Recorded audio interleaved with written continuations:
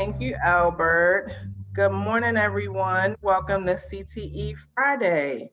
Today, we will be exploring careers in healthcare and STEM. We have a wonderful lineup today. Give me 1 second. I'm going to share my screen. Okay. And can we give it up for Friday? I'm so happy that it is Friday. All right. Okay, welcome. Today we will be having some professionals in the industry of healthcare and STEM joining us, sharing on a panel to answer some questions about their industry and help our students learn a little bit more about various careers in healthcare and STEM. Today I have two special guests joining me. I have Bernicia Kelly and Takara Smith from Vivian T, two graduating seniors, Takara and Bernicia, I'm sorry, come off mute and turn on your camera. Good morning. Good morning. Hello, my name is Bernicia Kelly. I attend Vivian T. I am currently a senior there. My pathway is biomedical, which is Project Lead the Way. And my plans after I graduate is to attend a four-year college, which I will further my education in the medical field and earn a bachelor's degree. Thank you, Bernicia. Good morning. My name is Takara Smith. I also attend the VNT Medical Arts Academy.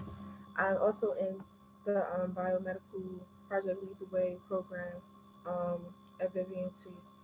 After school, I plan on furthering my education in the medical field to do dental assistant. Thank you, Takara. I hope that you'll take some time. We have a dental assistant joining us today to ask him some questions about entering the dentistry field.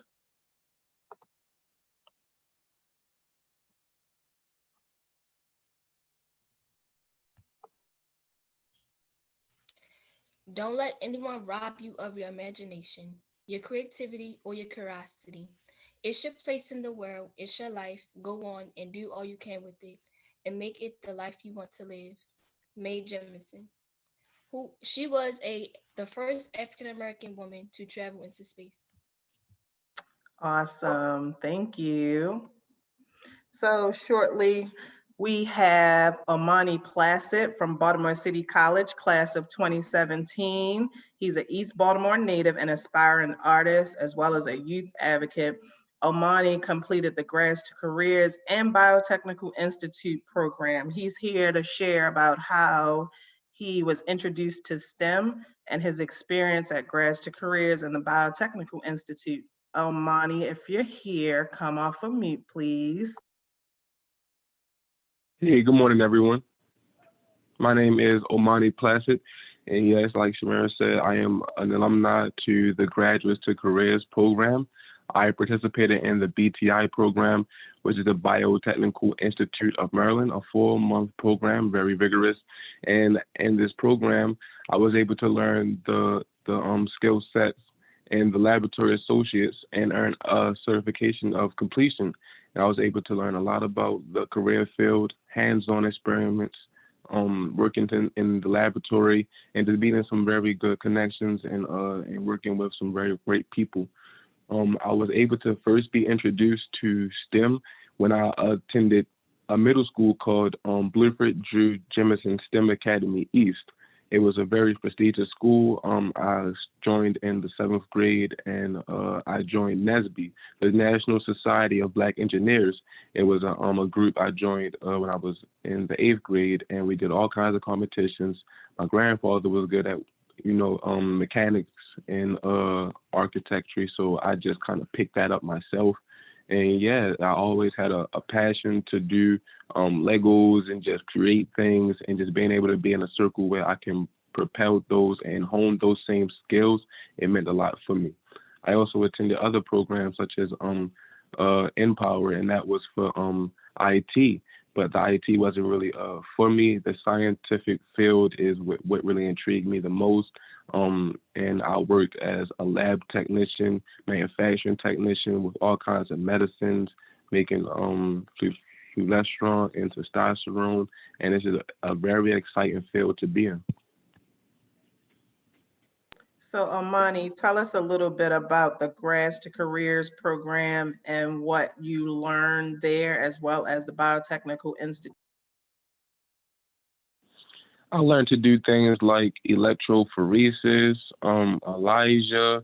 We did experiments with molecular biology, cell culture, and these are big names, but what they are explaining is what biotechnology is. It's just using the study of life to advance life and propelling it forward and innovation. So just the main concepts about scientific growth, the scientific process, these things were really dope to learn and watch how they all come together, working inside with different animal cells like hamster cells, and doing experiments with them. We just learned basically how to operate in scientific environments, in clean rooms, in laboratories. We learned language. It was like a lot to soak in, but it made it very easy to absorb. And it was very natural. The people, the teachers, it was a great environment. It was so fun. Even people would come back who graduated and just give us real life experiences, networks, connections, and they really helped us win.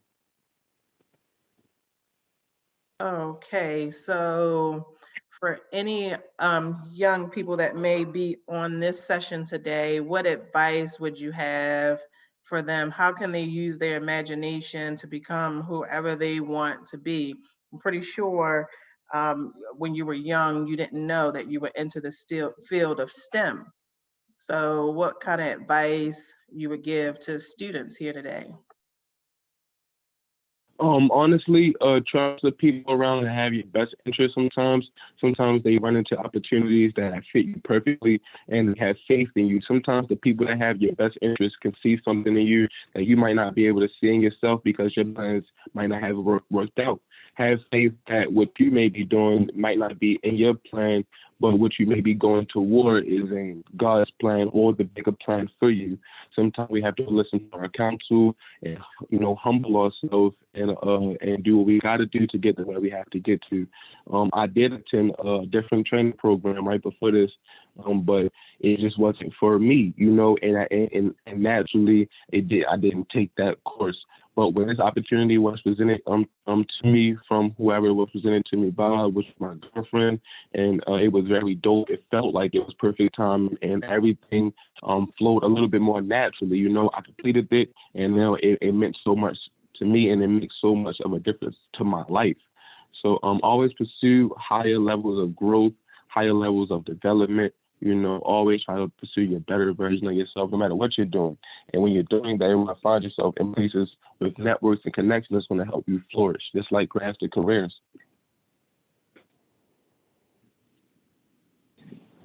Thank you for that. In your short bio, you have that you're an aspiring artist and a youth advocate. Can you share a little bit more about that and the work that you're doing today? Yes, yes, yes. I use my voice, my platform to basically vocalize how we're making a difference in the city, and we are making new meetings where we can include and be more inclusive to people in Baltimore residents. We are allowing for Baltimore City graduates to come and apply and graduate and participate in graduate careers. So we're also giving people a chance to come back and participate in being part of town hall meetings, even participate in things like financial literacy classes, and giving people incentives to come, like money, $50.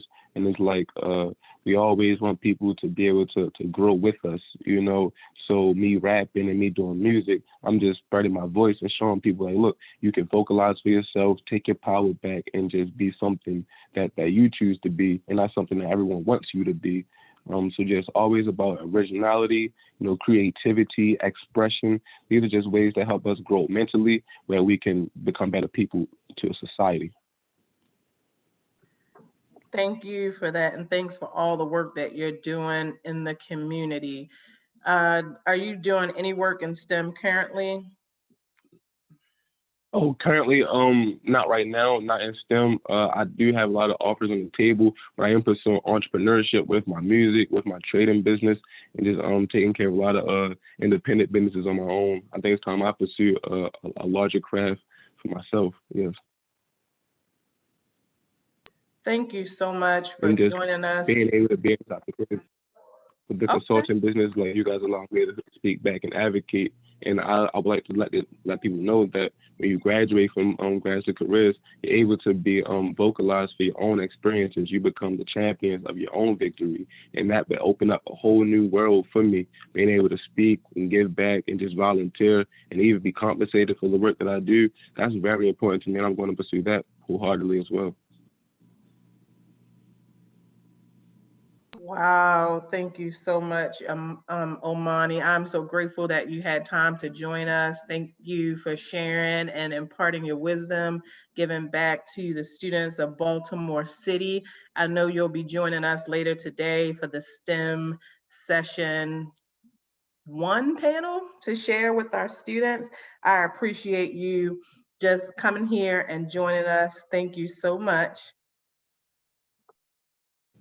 Thank you. It was really a pleasure. I'm so honored to be here to be able to help and give back with my experiences. Everyone continue education. Don't let anyone take you off your path. Stay bright, stay focused. Thank you so much. Thank you. I think this is you, Bernicia. Okay. Healthcare Session 1 will feature Kimberly Barnett, a pharmacist, Brian Lindsay, dental assistant, and Nurse Tanya Ross, registered nurse. Healthcare Session 2 will feature Dr. Roy Rudeman, radiologist of Maryland Radiological Society, and Iman Carr, medical illustrator.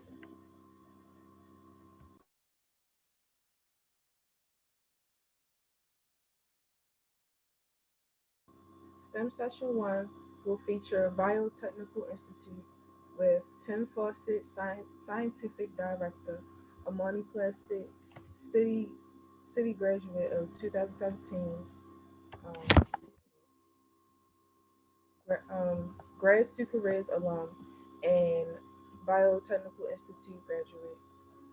It will also feature Malez Malahi Maluhi. Maluhi, my bad, I'm sorry. Radio frequency engineer, and Janice Thomas, business development manager of Verizon, and Hexagon professor Willie Sanders, executive director.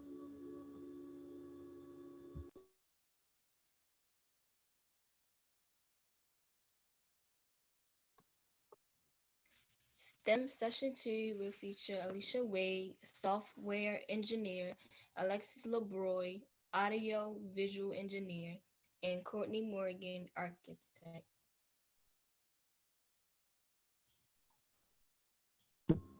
We hope that you enjoy these sessions and learn something new. Use your imagination. Thank you so much for joining us, Bernicia and Takara. We will get ready to transition to session one.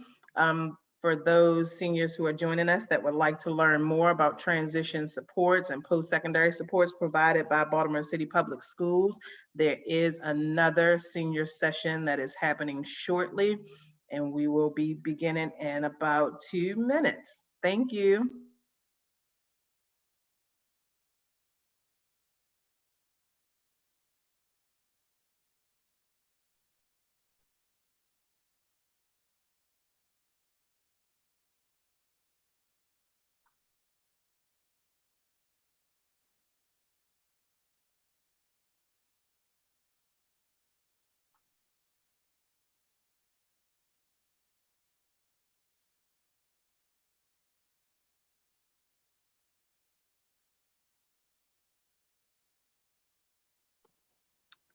All right, we are ready to go. If I can have Bernicia and Takara here to join me. We have our panelists for healthcare session one ready to go. I have Nurse Tanya Ross, as well as pharmacist Kimberly Barnett and dental assistant Brian Lindsay. If you can come off of mute. Our first question, we're teaching city school students about elevator pitches. In the work-based learning team, in our sessions, we're teaching students about being able to deliver a 1-minute elevator pitch. So in this order, Nurse Ross, Pharmacist Barnett, and then Dental Assistant Brian Lindsay, if you can give me a 1-minute elevator pitch about yourself and include one fun fact. Good morning, everyone. My name is Tanya Ross. I am a clinical nurse educator. My background is labor and delivery. So I'm a labor and delivery, newborn nursery, OR, and triage nurse. I also am an educator, so I've taught labor and delivery nurses in the clinical environment and in didactic. One fact, fun fact about myself is I think I've become obsessed with leopard in my older age. I've been buying all of this leopard stuff. They have all of this cute leopard stuff. So hence my leopard cardigan this morning. That's a fun fact about me. Hey, good morning, everyone. I am Kimberly Barnett. I am a pharmacist. I've been at University of Maryland since 1983 and a pharmacist since '86. I actually started as a pharmacy student. My background is women and children's health, pediatrics, pharmacy. That was my specialty. In my current role, I'm considered an orientation training and staff development manager. Basically, what that means is that I orient everyone that comes to the hospital. I work with the pharmacy schools to have students come over to the pharmacy and precept with preceptors. I also teach a pharmacy technician class for hospital employees that want to become pharmacy technicians and work for our department. Fun fact about me is that I am a tremendous Ravens fan. I actually have a Ravens Super Bowl ring on my finger. When they won the Super Bowl, I went and bought myself a ring in honor of them. My favorite color is purple anyway. And I traveled to London to go see the Ravens play. That's how serious I am about it.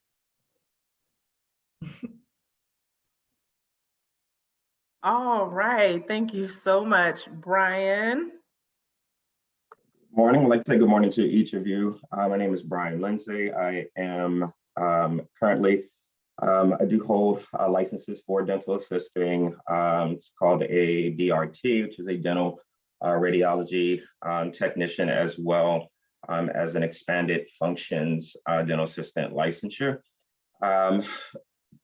As it relates to me, my background, again, initially, I began as a dental assistant, and then at a point transitioning over to a dental assistant team lead, and then ultimately to an office manager, which is a capacity that I operate in currently. But I have an extensive dental assistant background, much experience. It's actually the position that I love the most out of all that I had.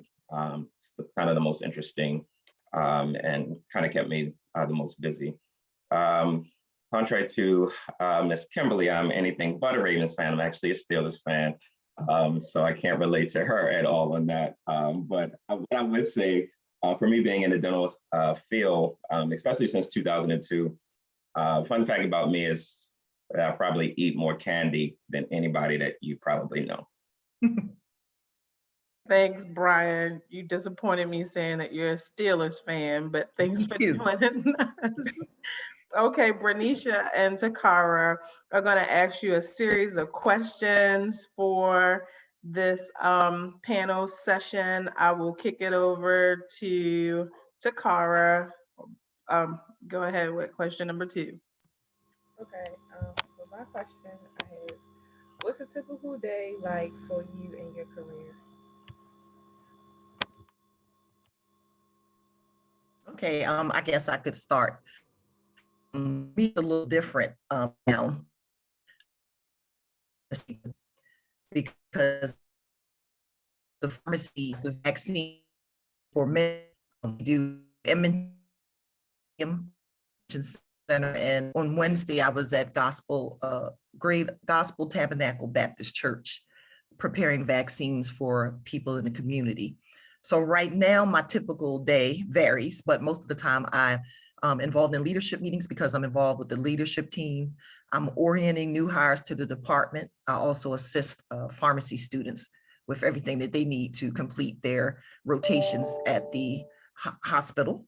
And then sometimes I go into the satellites to help, or as I mentioned, I was at the convention center and at the church preparing vaccines. So it varies. It may sound kind of boring, but the exciting thing about it is that it has a great impact on the community because people see pharmacists all the time, but they don't necessarily see pharmacists who look like me.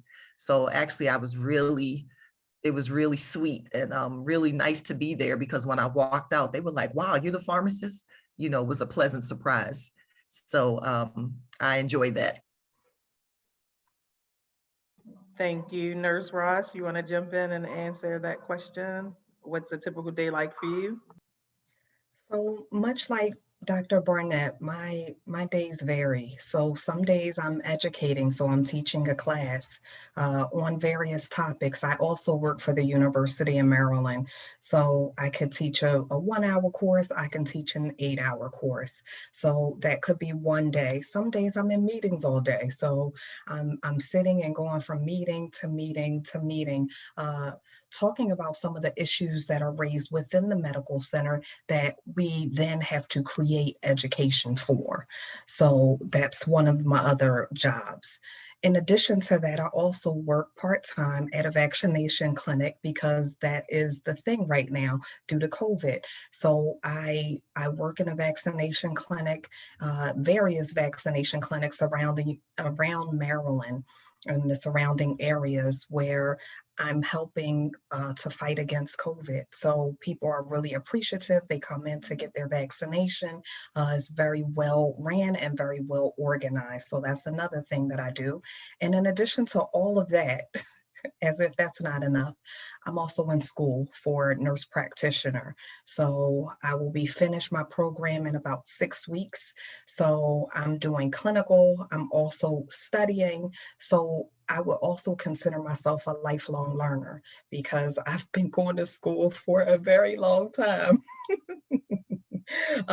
But and then in addition to that, I have a family also. So imagine, you're going to be juggling these various things and I'm sorry if you hear my dog, my son is coming in the house. That's one of the things you juggle. So the various things that you're going to be juggling is, work, school, family. It's a balance. So you'll be balancing all of those things and you'll have to learn how to time manage. So with anything, whatever career path you decide to go into, and I'm sorry if I'm going over my time, you will have to learn how to balance all of these things. Okay. And I will turn it over to Mr. Lindsay. Thank you, Tanya. That's just real life, right?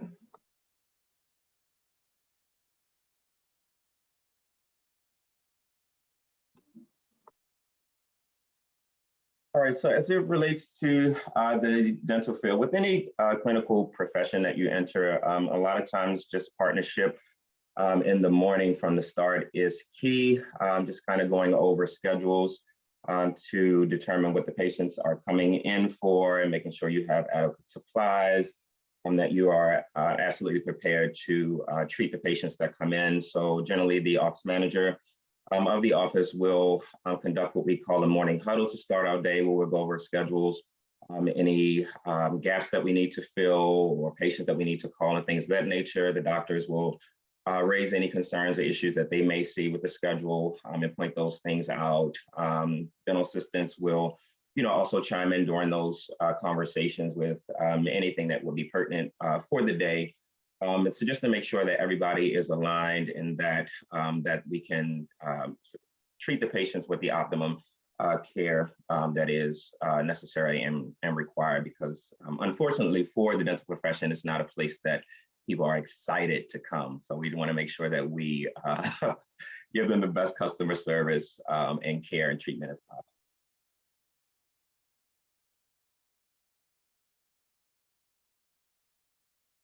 Okay, question number 3. Okay, my question I had for you all was, how did you decide the career path you wanted? And how did you end up where you are today? Okay, that's a great question. For me, I went to Western High School, and I was guess would you be considered a nerd? Was really into science. There was a television show many years ago, which is way, I'm sure none of you were born. It was called Quincy, and it was about a medical examiner who dissected bodies and helped solve crimes by knowing the body, the science of the body. So I was really into science, and I met a teacher, Miss Pitts, my science teacher in high school. And I kept telling her how much I love chemistry. And she said, well, my sister's a pharmacist. Have you ever considered that? So her sister worked at Garwin Medical Center. Some of you may be familiar with that. And I went for a visit and talked to her, and I really liked it. And so after that, I decided to go to UMBC to go to school, and I majored in chemistry. But as I was in there doing all of these experiments, I had to take cells from rats, and I hated it. I didn't like being in a lab or anything at all. And I was like, I need people in my life. So that's when I rearranged all of my classes so I could meet all the prerequisites to go to pharmacy school. And I've been in it ever since. I took a summer program in the year before I went to school, where you kind of simulated being down at the pharmacy school. They gave us a tour, and I loved it. And I've been there ever since. So that's how it all started for me, a love of science. Wow, so a career tour, just having that career exposure in your informative years helped you decide that you wanted to be a pharmacist, huh? Yes, and it was the right choice because I still love it. I've been in there, as I said, I've been at University of Maryland since 1983. That's when I started in pharmacy school, and I graduated in 1986, and I've been at University of Maryland since 1983, 37 years. Wow. Yeah, and I still love it. I still love teaching. That's why I teach the technician class. I still love interacting with students. And pharmacy deals in every part of your life from the time you're born until the time you die. You would be surprised what a pharmacist is behind in your life that you may not even know, such as the Poison Center. When you learn about Mr. Yuck as a kid, remember the green stickers? Yeah. The Poison Center is in the pharmacy school. Pharmacies run that program. So a lot of things like that are the interesting that people don't even realize. Wow, hold on to that, because I want to make sure that you share a little bit more as we go along. I'm going to kick it over to Brian. We want to know how you decided to enter the dentistry field and how you ended up where you are today. That's a good question. As it relates to me, I was kind of, guess, contrary to some of the guest panelists, I wasn't a school person. So once I graduated high school, you could not convince me to go back. So I entered the work field immediately. Actually, my grandmother got me a job at St. Agnes. I was a patient transporter. So I just pushed patients around the hospital. But of course, I got bored with that very quickly and just wanted to do something more. I didn't want to fully commit to college. So in my search for another job, I stumbled across an ad for what was in the medic school. And then they had a program for dental assisting. It was, I believe, 11 months. And I figured that was something I could take on and fully commit to. So I enrolled in the program, really liked it from day one. We had what we considered to be modules, which would be similar to like a semester or something like that. They were color coded. And within the second module, I had already outsourced and got myself a part-time job at a dental office after school, just because I was really excited about getting into the field. But I just hit the ground running. And, like I said, I entered, I had a few dental assistant jobs. And one of the companies that I worked for recognized the talent that I had and offered me a promotion to be the dental lead, which, I gladly accepted. And so that was my interest into leadership. And then sometime thereafter, when a managerial position opened at one of our offices, I was offered that position. And that's how I kind of got into the managerial role that I'm in. I've been doing that for the last 8 years now. Managing an office, but I always have to get back into the chair. I always have to interact with a patient. I need to take an impression every now and again. I have to take x-rays just to kind of satisfy that dental assistant itch that I get on a regular basis. But in any capacity that in the dental field, patient interaction is always key. So if patient is upset, then they need to talk to me as the manager. If I'm the assistant, of course, I'm working one-on-one with them. And so that's just really how I got to where I am today. Thank you, Brian. We have one of our dental technician instructors. She's here in the chat cheering you on, like go dental. I think it's Yinka Bryant. She's like cheering you on. Thank you, Brian. And hopefully we'll have some time. I believe Bernicia wants to enter the field of dentistry. So hopefully she'll have some good questions for you during the Q&A. But Tanya Ross, tell us about how you entered the field of nursing and what sparked your interest. So very early on, I was interested in the body. I was just fascinated how the body can just heal itself. And I was just very interested in the different body systems. So that initially sparked an interest. My mother went to nursing school very early on when we were young, but she didn't finish because life happens, right? So with that, she had all of her books. So anytime I was interested in, you know what, I want to know something about, the heart and the way that the heart works, I would go and I would read. I may not have understood everything, but I would go and read it because I just was fascinated by it. Because I was so fascinated by the body, my mother signed me up to be what is called a candy striper. I don't even know if they have candy stripers anymore. But I grew up in Philadelphia. So in Philadelphia, she signed me up at Temple University Hospital, which some of you are probably familiar with.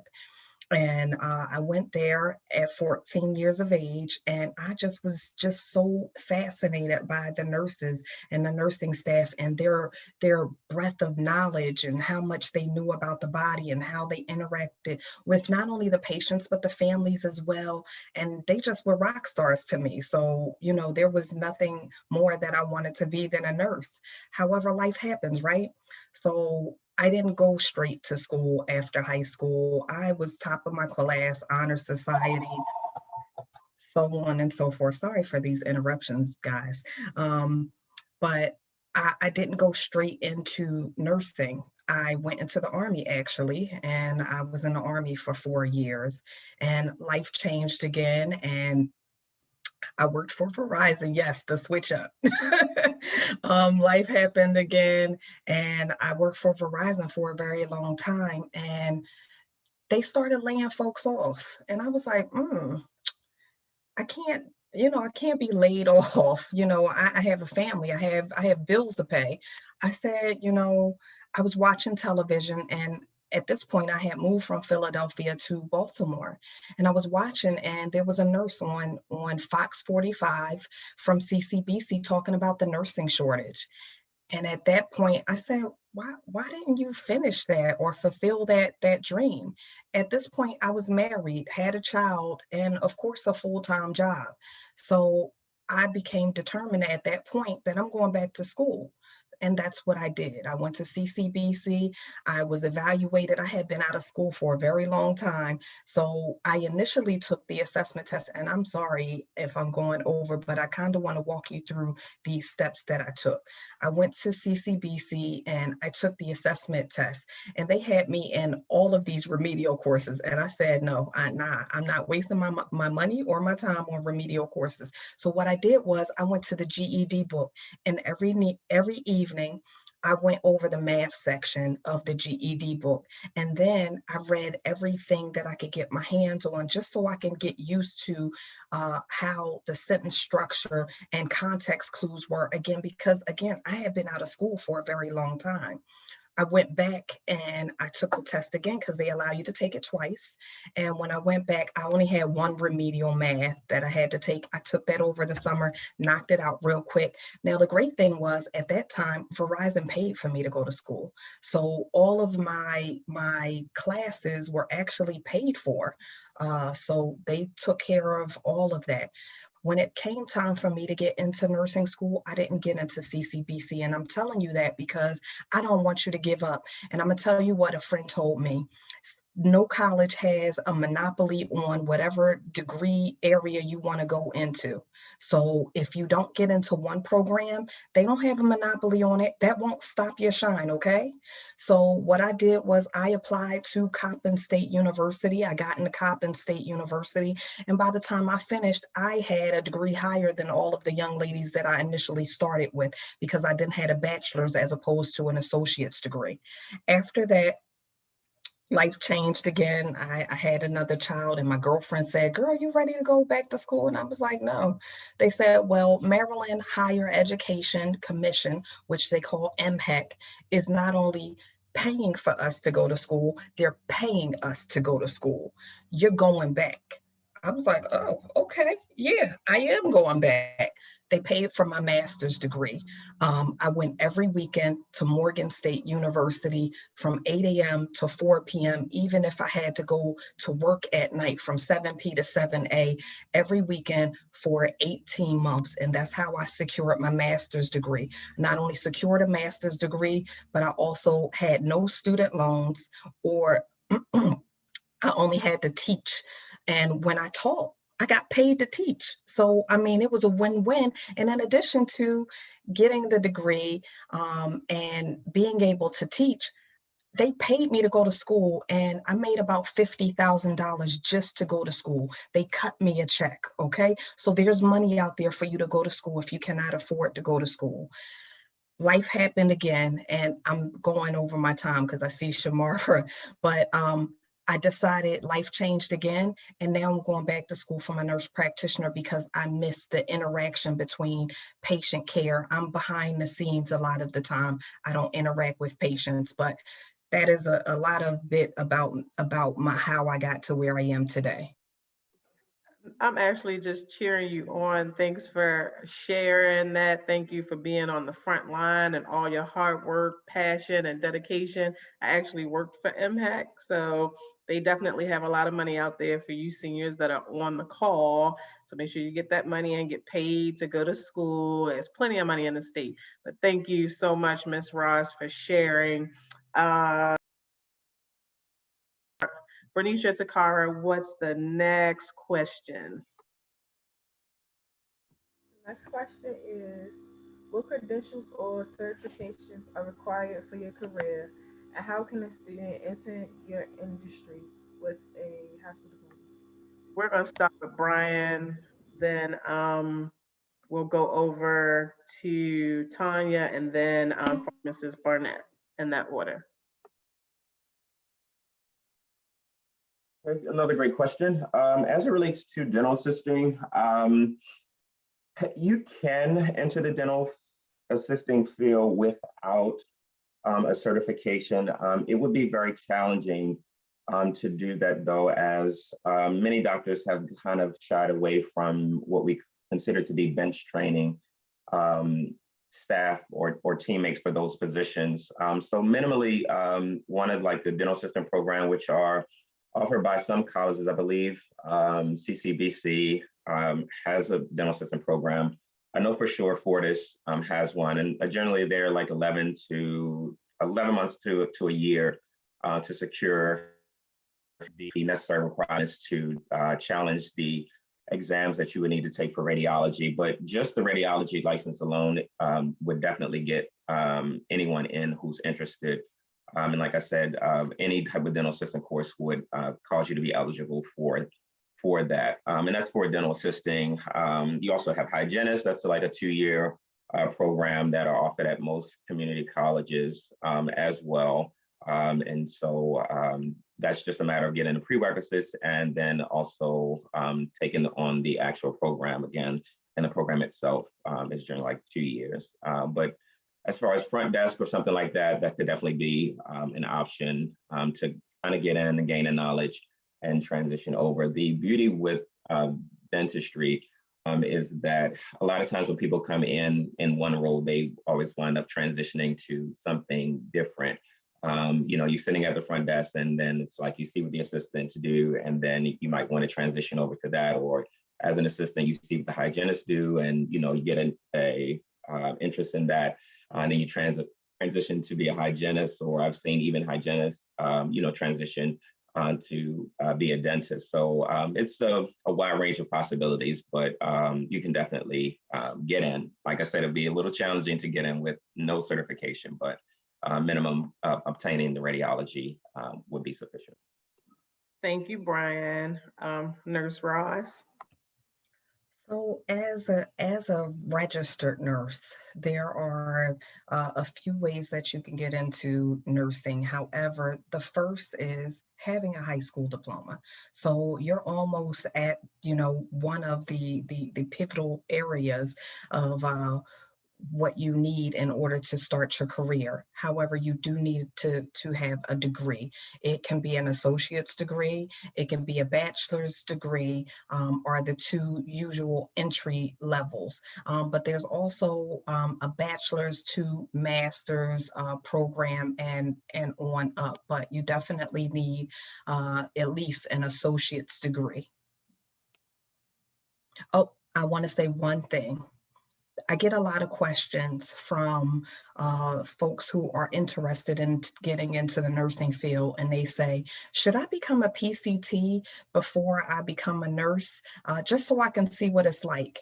I'm going to tell you no, because after your first year of nursing school, you will be certified as a CNA, and you can work in the function as a CNA after your first year of nursing. So if you're truly interested in becoming a nurse, go for nursing. You'll become a PCT or a CNA after your first semester of nursing, and then you can pursue your nursing degree. Thank you so much, Pharmacist Barnett. So to become a pharmacist, you do require a high school diploma, but you need to complete some prerequisites, usually at a community college or a four-year college. And then once you finish those 2 years of the prereqs, you can apply to pharmacy school, which is an actual 4-year degree program, and you will get what's called a doctor of pharmacy. Another way that people get into the field is that they become pharmacy technicians. And if you go to, for example, a Rite Aid or CVS, that's the person usually that takes your prescriptions at the desk, and that's a technician. Many start that way to learn about the medications, to see if that's really what they want to do. And many of those positions, some people just start out as a cashier. I know many of my technicians that work with me started at a cashier in the general part of the store, and then they were short in the pharmacy side, and then they went and helped out. And then the person said, well, have you ever considered a technician program? And many of your chain stores have a technician program that can help you get started, to help, you work for them, they train you and you work for them. Also, another way is through technician programs. There's different ones. If you see commercials for like Fortis Institute, Allstate, you can go to school through them. Of course, you have to pay. And many of them have assistance if you need it. But then there's also a place called the Caroline Center that's run by nuns. It's located in the East Baltimore, and it's a program for women. And it helps with CNA, PCT, geriatric, and pharmacy technician program. You apply, they have classes that run every 15, 16 weeks. You apply to them, and if you get in, you can finish the program, and then you have to finish your clinicals, usually at a site such as myself, take a state test, and then you become a technician and you're able to work. So you have a couple of avenues there. Wow, thank you. And Pharmacist Barnett, feel free to drop the link in the chat or email it to me so I can share it with students for the Caroline Center, just as another resource for our graduating seniors who might be interested in entering the healthcare field. Thank you. Okay, what's our next question? Our next question is, what is the salary range for your industry? We'll start with you, Nurse Ross, then Pharmacist Barnett, and then Brian Lindsay. So I'm going to tell you, due to COVID, you can max out. You can max out. However, I know you want to say something, Kimberly. You can unmute yourself, but yes. She is speaking the truth. I can tell you right now, I'm currently making like triple what I normally make. just because of COVID and people need these vaccinations. So whew, I'm making an absorbent amount of money on the part-time. My part-time job is currently matching my regular salary.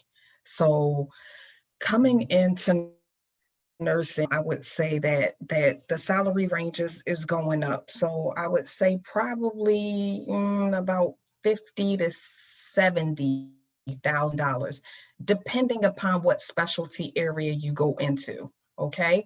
However, as you become more specialized, your salary goes up. You know, in terms of what you guys would probably, you know, I just dropped 3,000 in Louis Vuitton on Sunday. So you can make some money in the field if you're willing to work. So I'm not, that's not to be bragging, but to put it in terms of what you guys can understand, you can make absorbent amounts of money if you make yourself available. And right now is the time. I have nurses who are traveling, who are in Louis Vuitton, Gucci, Fendi, Prada every week because they're making absorbent amounts of money traveling to underserved areas. A lot of them are in California, Texas, Florida. They're not only traveling, they're getting vacations while they're working. Now, I'm going to tell you, they're working hard, but they're playing just as hard as they're working as a nurse practitioner. So, you know, nursing, you can make anywhere from the very low range, I would say, would be $50,000. To nurse anesthetists make anywhere up to 150 to possibly somewhere $200,000. So you can make a lot of money in nursing. You have to stick with it. But I'm going to, you know, use the term, you got to be hungry. You got to go get it. You got to go out there and grab those opportunities, because I will tell you, as an African-American woman, no one is giving me anything. I have to go out there and get it. Okay, so you can make money in this field, but you have to stick with it. Have to, I don't know if you guys have heard this, you don't have to be just as good, you have to be better. Thank you. For pharmacy, it varies also. For new grads with no experience, I would say like 70,000. And you can make up to 6 figures depending on the experience. There's something in pharmacy called a residency. So after you finish pharmacy school, you can apply for residencies. We're extremely competitive and get experience for that. And those residencies can be 1 or 2 years. And depending on how you come out of that will affect your pay scale. When I was in school, residency wasn't a big deal at the time. So I went straight from working, straight from school right into working. I did not do a residency.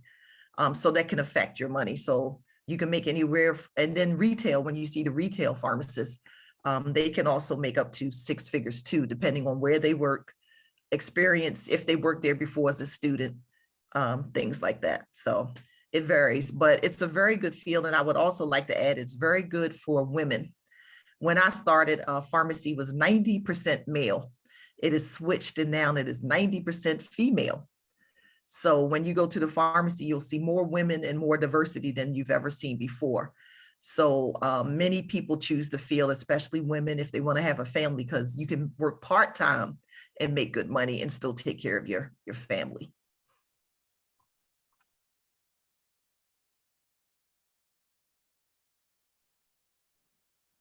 Thank you. Thank you. Go ahead, Brian. Okay, no worries.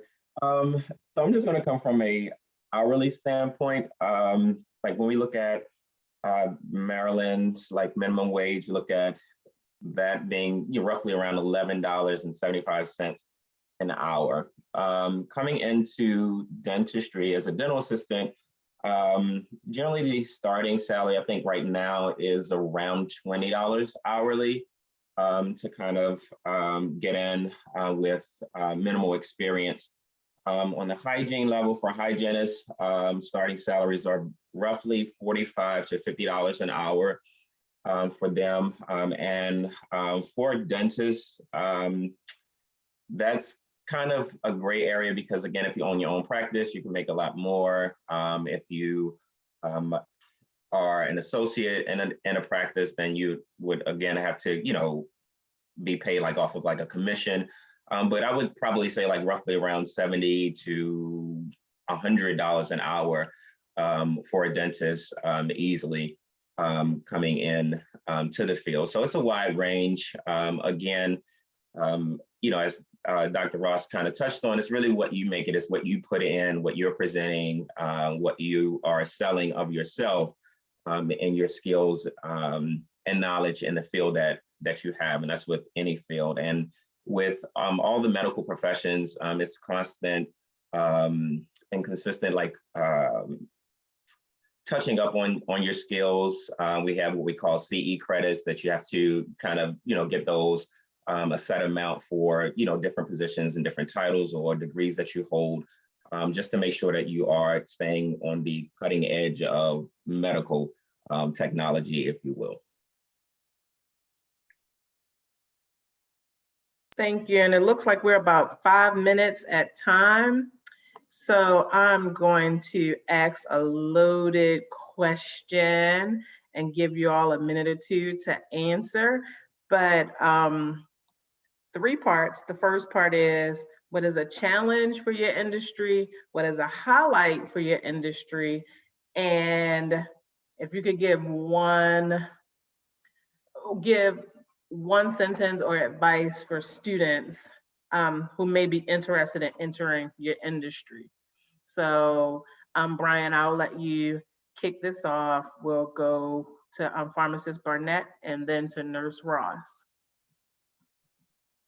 All right, as it relates to challenges in dentistry, sometimes patients can be the most challenging. I've worked in a pediatric practice, and I think I had the least amount of challenge as it relates to the patients. I could deal with a crying kid, but I can't so much deal with a crying football player, if that makes sense. So sometimes, attitudes or misunderstanding, or not being as educated about, the message that you're trying to convey into them to get the necessary treatment, that could be a bit of a challenge. Outside of that, I think that dentistry is an excellent field. It's a great field.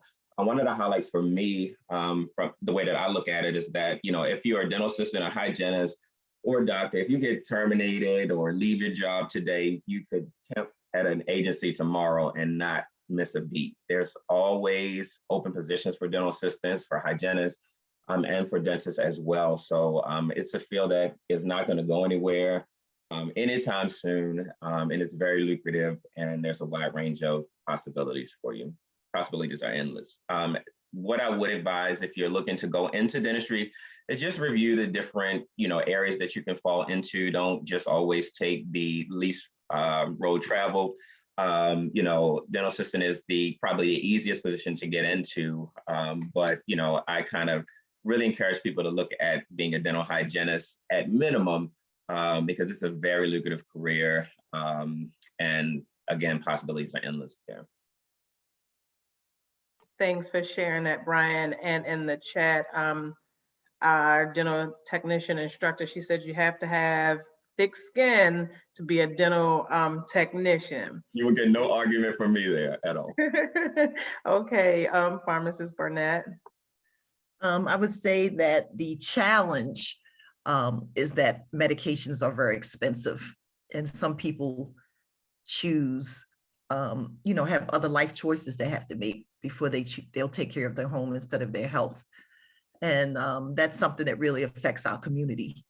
So just keeping people informed and knowing that their pharmacy is a resource. There are assistance programs and things to help people, but you don't know if you don't ask.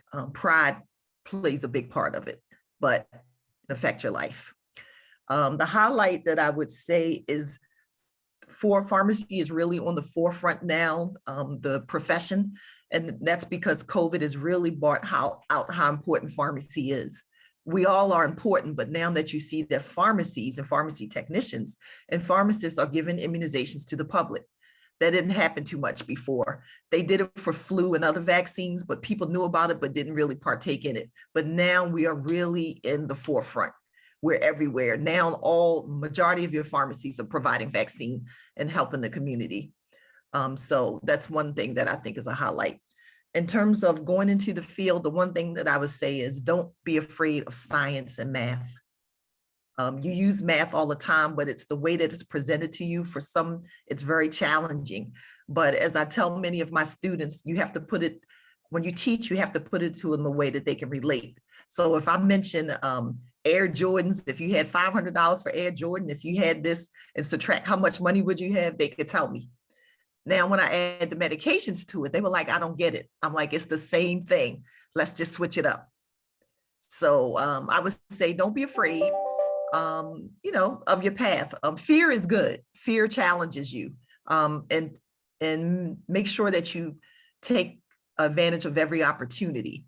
Many of you probably talk to a pharmacist just to pick up a medication or pick it up for your family member, but actually talk to them to see how they get started, because you never know what it could lead to.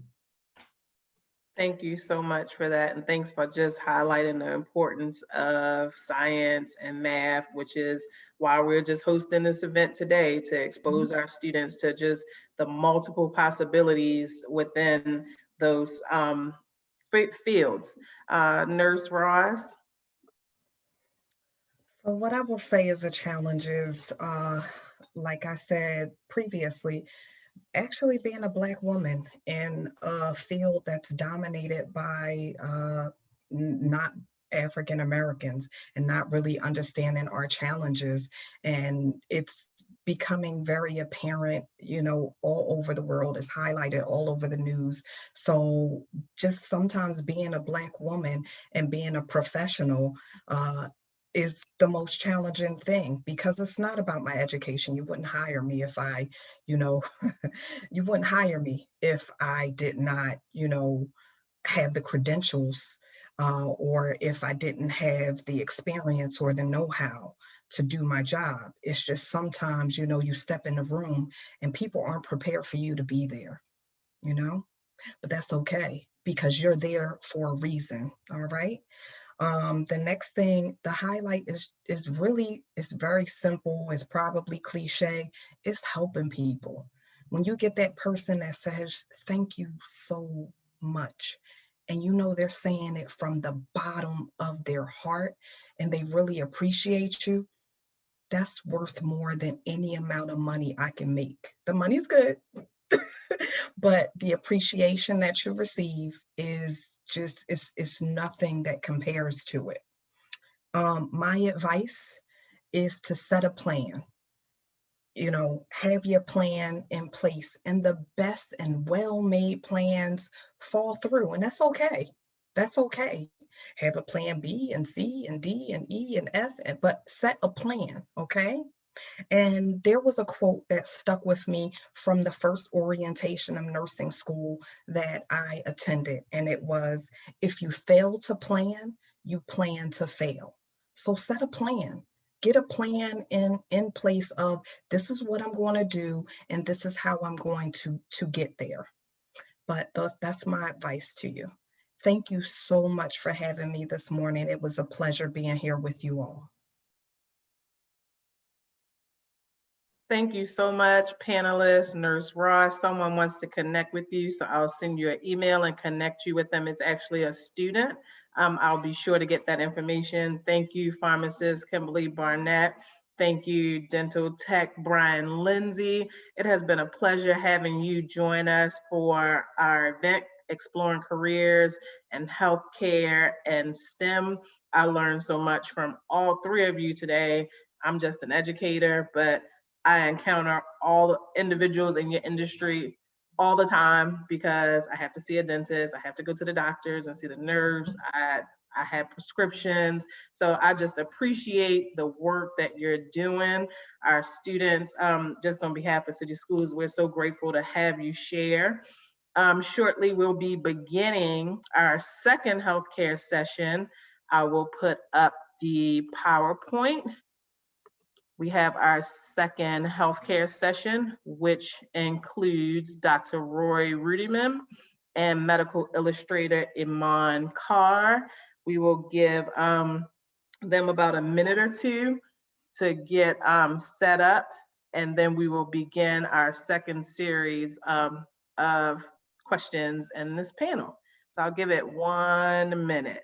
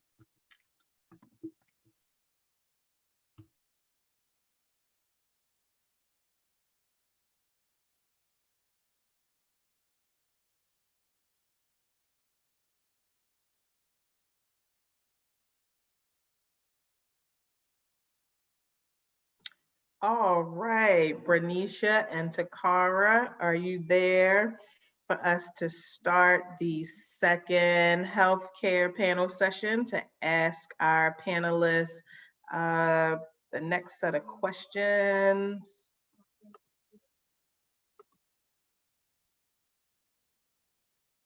I'm gonna stop sharing my screen and allow for Dr. Roy Rudeman and our medical illustrator, Iman Carr. So I'll start with the first question. So in city schools, we're teaching our students about elevator pitches. And so we want each of you to give us a 1-minute elevator pitch about yourself, and please include one fun fact. We'll start with you, Iman Carr, the medical illustrator. I'm so excited that you're on here and to learn from you today. And then I'll kick it over to you, Dr. Rudeman. Well, thank you. Good morning, everyone. My name is Iman Carr, and I am a medical illustrator with over 10 years of experience working at institutions like Mount Sinai, Econ School of Medicine in New York City, as well as the National Museum of Health and Medicine in Chicago, to Roswell Park Comprehensive Cancer Center in Buffalo, New York, which is a national cancer institution. There, I collaborated with diverse and expert teams, working with interdisciplinary groups such as clinicians, nurses, statisticians, engineers, to ultimately lead projects, diverse projects, where I communicated complex scientific information visually. So as you can see behind me, I have a video that was used for patient education to explain to patients the different tools that would be used. So this would be shown to patients. And an interesting fact about me is I started a running group in Buffalo, New York called Blackberries. And so health and wellness has always been something that's very important to me, even from a small child. And my passion for health and science kind of led me to be where I am today, combining it with my creativity and art.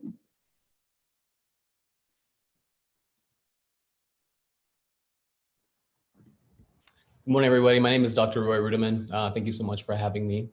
I am currently a third year in my interventional radiology training at Johns Hopkins. Just a little background about me. I am a proud product of a public school system. I grew up in Laredo, Texas. I went to school for undergrad, graduate and medical school at Brown University in Providence, Rhode Island. I did my surgical internship at Columbia University in New York. And now I'm here in my third year, or excuse me, my fourth year of residency training here at Johns Hopkins. Interventional radiology is a subsection of diagnostic radiology, which is what most people know about radiology, individuals who, or doctors who specialize in the acquisition and interpretation of medical imaging. Interventional radiology has that skill set, but in addition, they do minimally invasive image-guided procedures that cover essentially all organ systems, including diseases such as cancer, stroke, vascular disease, kidney disease. It's an exciting, fun profession. In fact, I personally believe that it's revolutionizing medicine. If you look at different surgical specialties within medicine, everyone's moving towards minimally invasive surgeries. And they're utilizing medical imaging to do these surgeries. I can proudly say that there's nobody who knows medical imaging better than radiologists. And so interventional radiologists are marrying the background of diagnostic imaging interpretation with procedural skill. And I think that we can make medicine a little more elegant moving forward. Fun fact about me, when I was in middle school, high school, I was a pretty avid skateboarder, street skateboarder. And I was actually sponsored by the local skate park and skate shop. And I feel like it's my crowning achievement because I was extremely happy when I was doing that. It was a lot of fun. Thank you so much. So we'll have 2 students joining us today, and they'll be asking you all a series of questions. We'll popcorn it. Bernicia and Takara.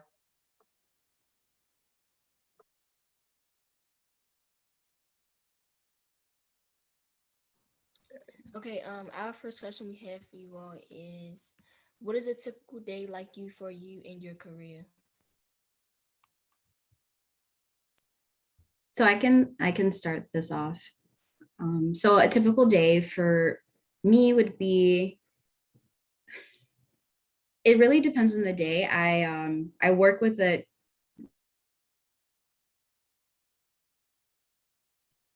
I made a mistake and muted you. I was trying to pin your video, but my cursor is a little sticky. I'm sorry. Go on. Oh no, it's okay.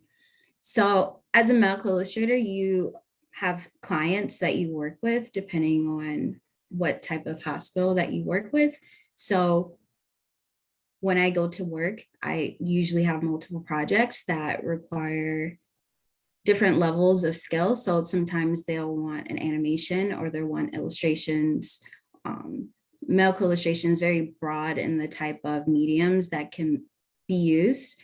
We also dive into mobile app and design for surgeons. So the typical process begins by meeting with these individuals to clarify what their needs are, and then going back and creating sketches or outlining what the scope of the project will be. And then from there, you will determine a budget for said project. And it's typically billed through the hospital.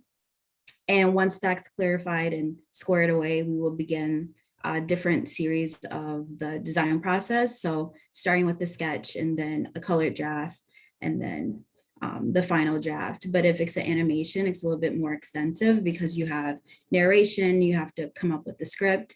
Oftentimes, if it's scientific related, the script can be based off of an abstract or a paper that they've created. So we'll take that and turn it into something that's more layman terms, depending on the audience. I don't know, I think my day is pretty fun. I get to draw most of the time and be creative and try to bring clinicians and nurses their visions to life. Thank you, Dr. Roy. So yeah, my typical day varies as well. Consider that I'm in training currently. However, from the perspective of an interventional radiologist, the day usually starts around 5, 6 a.m. We begin with reviewing our cases for the day. We talk over all the cases as a team, including the interventional radiologists, the radiology technicians, the radiology assistants, the nurse anesthetists that will be performing the anesthesia for our procedures. And we go over any issues that we may believe may come across during a particular case. After that, we review cases from the previous day, make sure that the patients that we intervened on are doing well. And then we begin our day with full of procedures. Procedures usually take place between 8 a.m. until 5 p.m. From there, one of us is usually assigned to take call, and we do at-home call, which means that we don't necessarily need to be inside the hospital. We can kind of field consultations and requests at home and look at the medical imaging and see whether or not we need to intervene. And if a case presents itself in which we need to intervene, we'll go into the hospital, examine the patient, make sure that their entire pre-procedural care is sorted out, and then we'll proceed with their intervention. Over the course of the day, we'll receive consultations or suggestions from other subspecialties in which they might need our help or our assistance, and we can kind of triage what we need to do. It's usually a very, very action-packed day. Again, we get to do multiple different types of procedures. We work with different care teams, whether it be general surgery, internal medicine, the kidney doctors, the brain doctors, and we're able to really help the entire healthcare enterprise by providing a very, very unique service. Thank you. So we have our next question.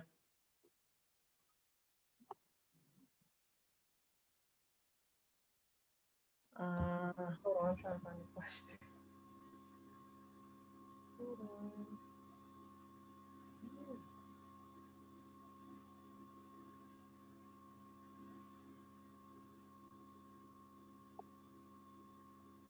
Okay, so the next question is, how did you decide your career path that you wanted to do, and how did you end up where you are today?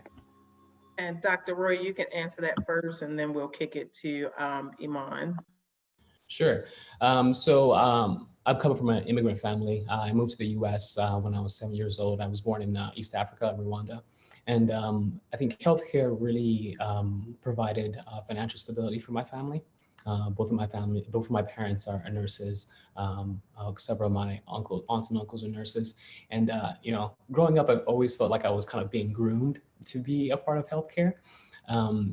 At first, I wasn't really committed. But tragically, when I was in high school, my grandmother was diagnosed with Alzheimer's, and that really kind of sparked my interest in healthcare and made me really commit myself.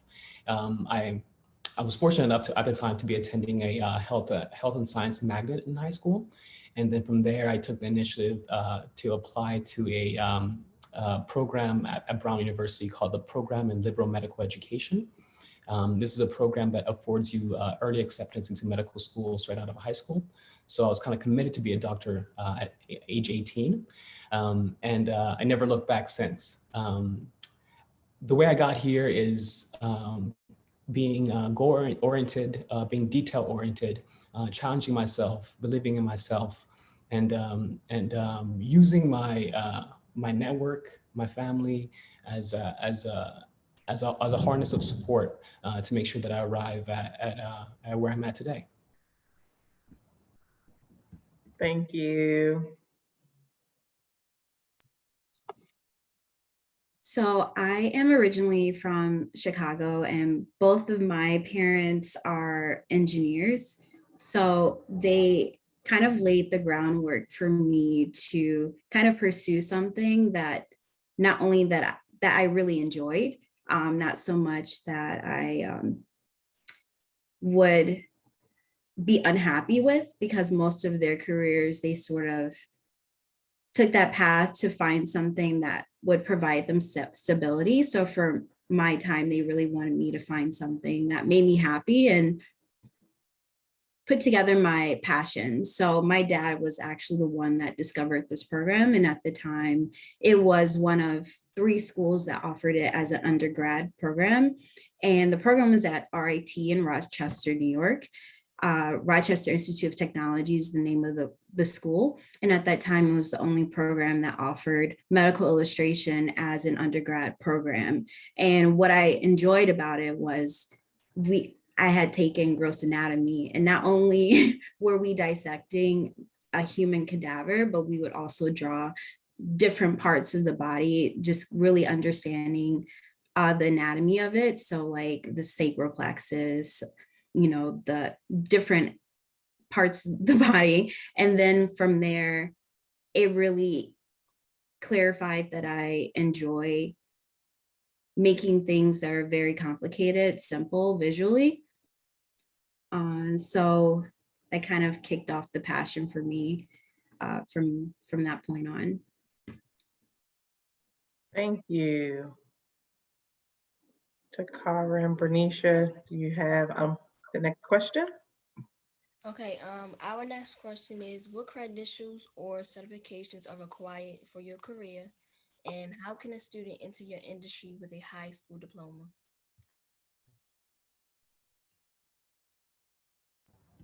So the credentials required to be a radiologist or a physician, a medical physician, include undergraduate degree, bachelor's degree, a 4-year degree, and then a medical degree, which is also 4 years.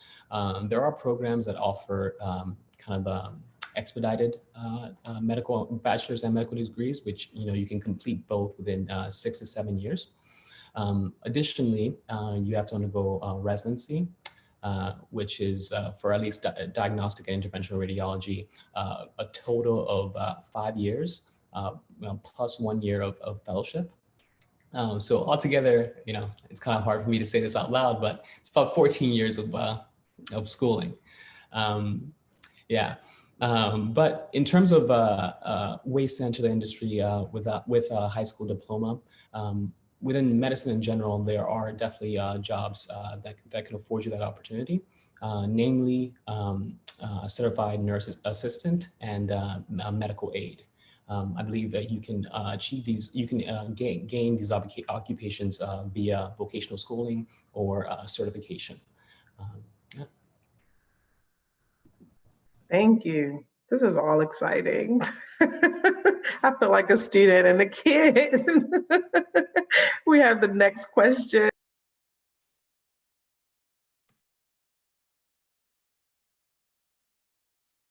Okay, the next question is, what is the salary range for your industry?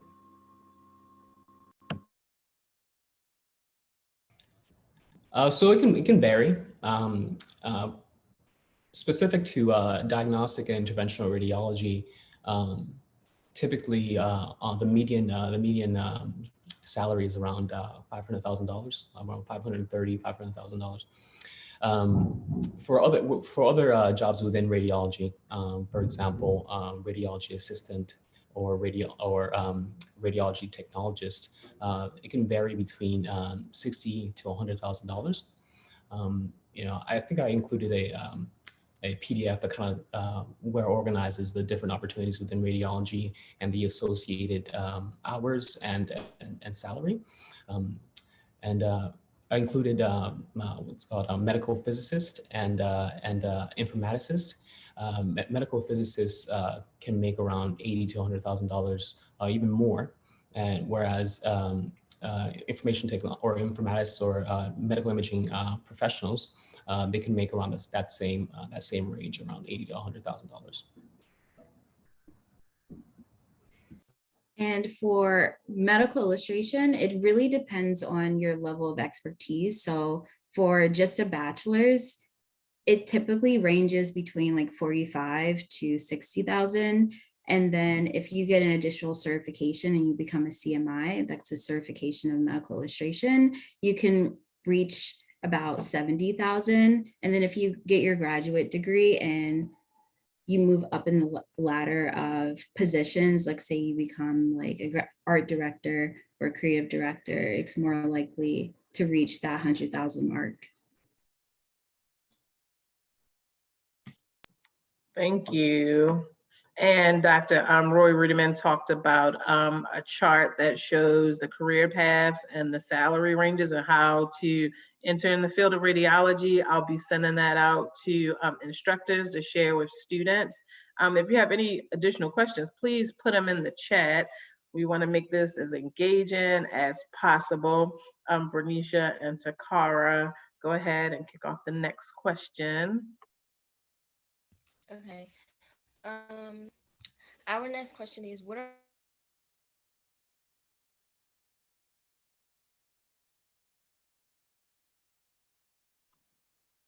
Bernicia, I think we lost your audio. Can you try it again?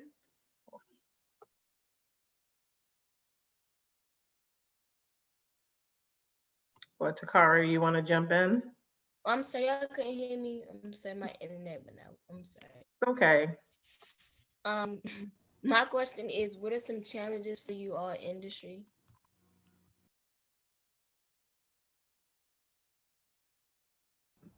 So for diagnostic radiologists, I think one of the biggest challenges is making sure that our technology is working correctly, right? I think that we're kind of at the mercy of our imaging systems, right? So there's this thing called patient archiving and communication system. It's a system that allows us to take medical imaging after it's been acquired and distribute it throughout the healthcare enterprise for different radiologists and healthcare providers to have access to.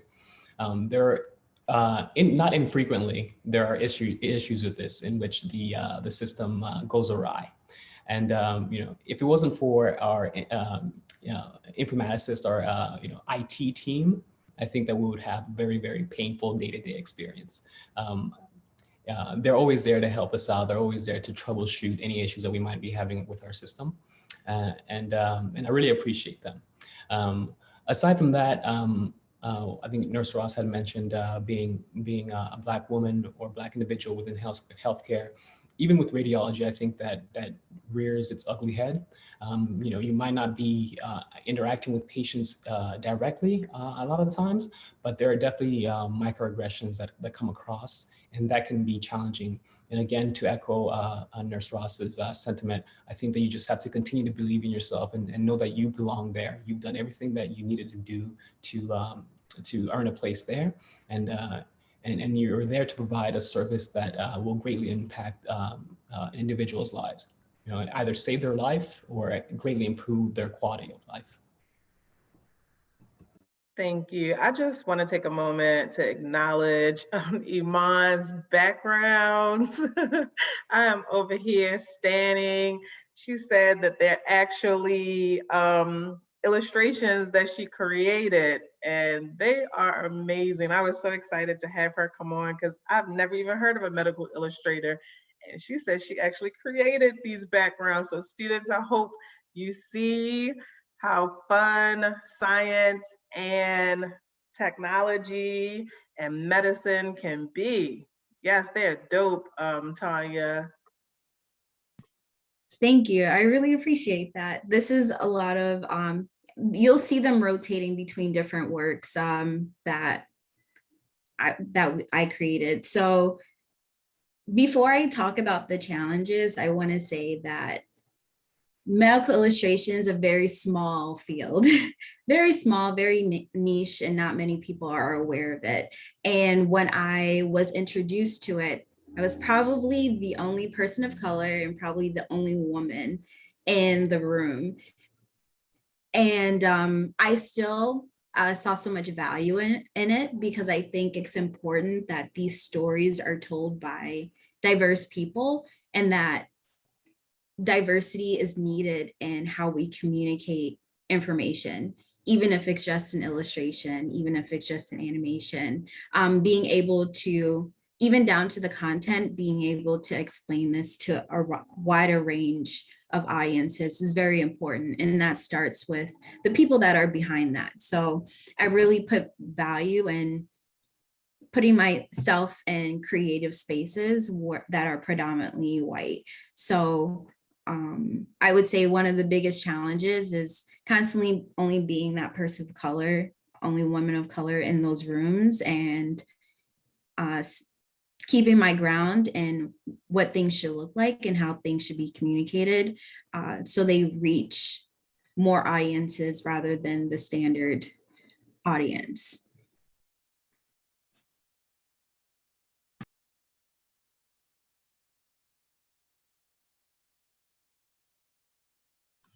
Thank you so much, Iman, for sharing that.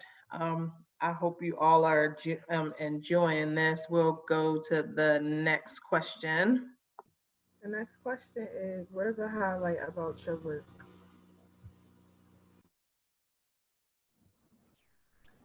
The highlight about my work is making a massive difference in someone's life. A lot of people come to the hospital or come to interventional radiology, in fact, in their most vulnerable state. And if you can provide, intervention that greatly improves their quality of life or save their life, or beyond that, just provide some assurance that, there's nothing to do in terms of the intervention, but we can continue to follow it. I think that it really, alleviates a lot of stress for people. It really, bring them back from the brink of death.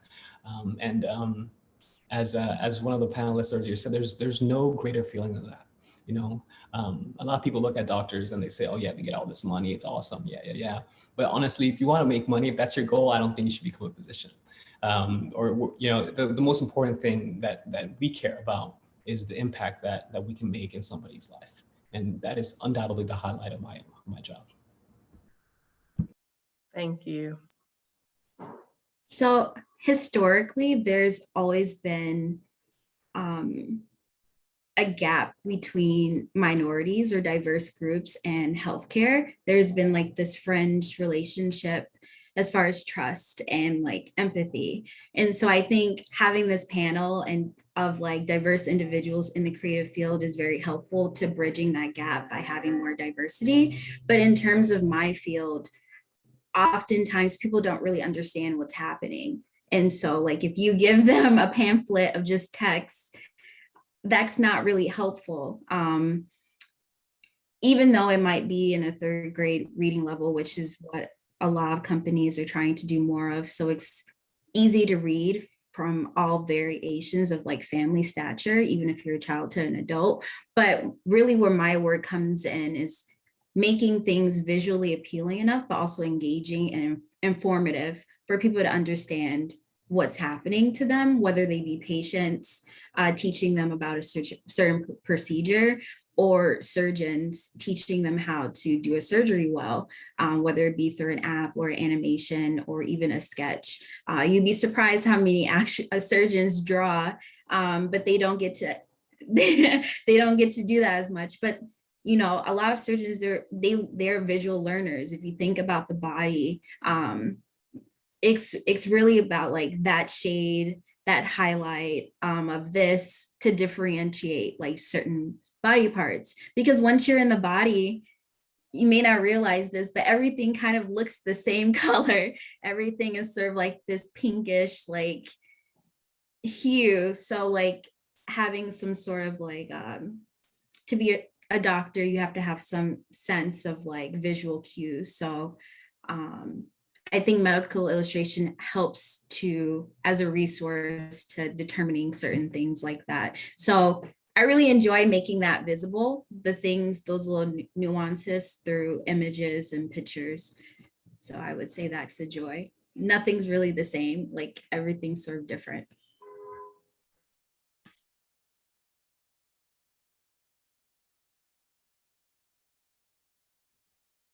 Okay, and our last one is, what advice would you give to students who's interested in your industry?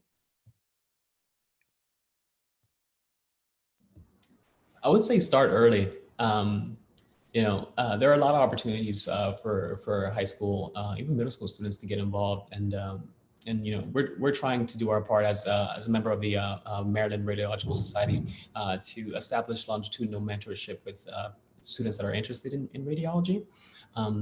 But I think that at your level, you would first explore your interest in medicine in particular.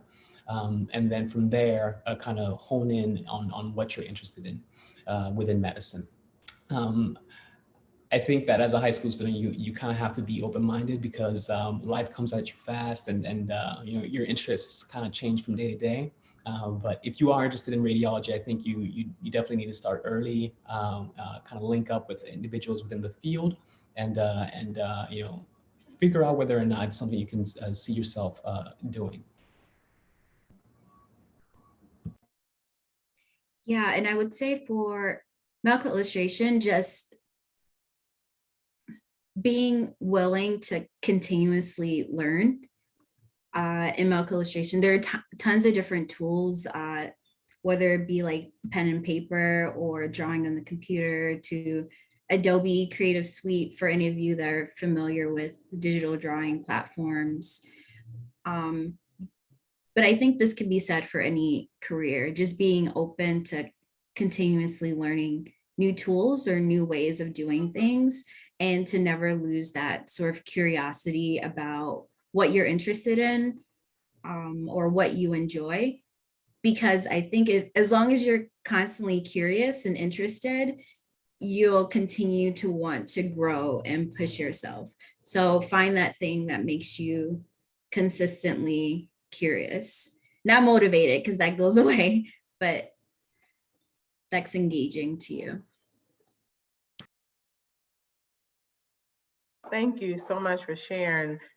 We have a few minutes, a few moments of wiggle room. If anyone is in the room that has questions, that wants to come off of mute and ask, or pop a question in the chat, we have about 3 minutes left. Pharmacist Barnett, I see you stayed on. I think Nurse Ross, you stayed on.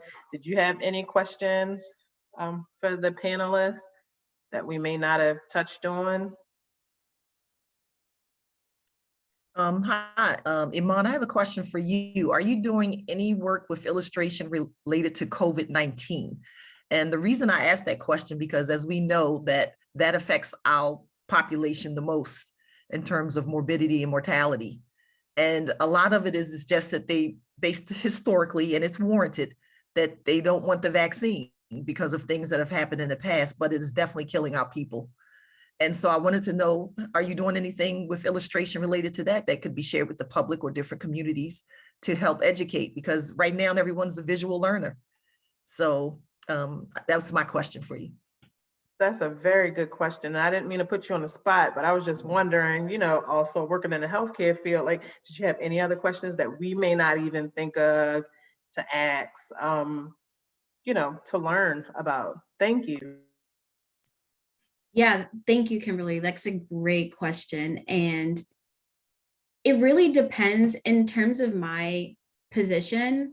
I should have started by saying this. I actually left Roswell to pursue my MBA, MA at Johns Hopkins and the Maryland Institute College of Art to lead teams. But in my previous work at Roswell Park, a lot of our work was focused on oncology, so cancer and that related type of work. A lot of my peers in the field now, they have put out work focused on COVID-19, especially within the AMI community. AMI means Association of Medical Illustrators. They have put out 3D images. They've put out lots of different infographics explaining what COVID-19 is. And if I can find those things, I will put them in the chat for you.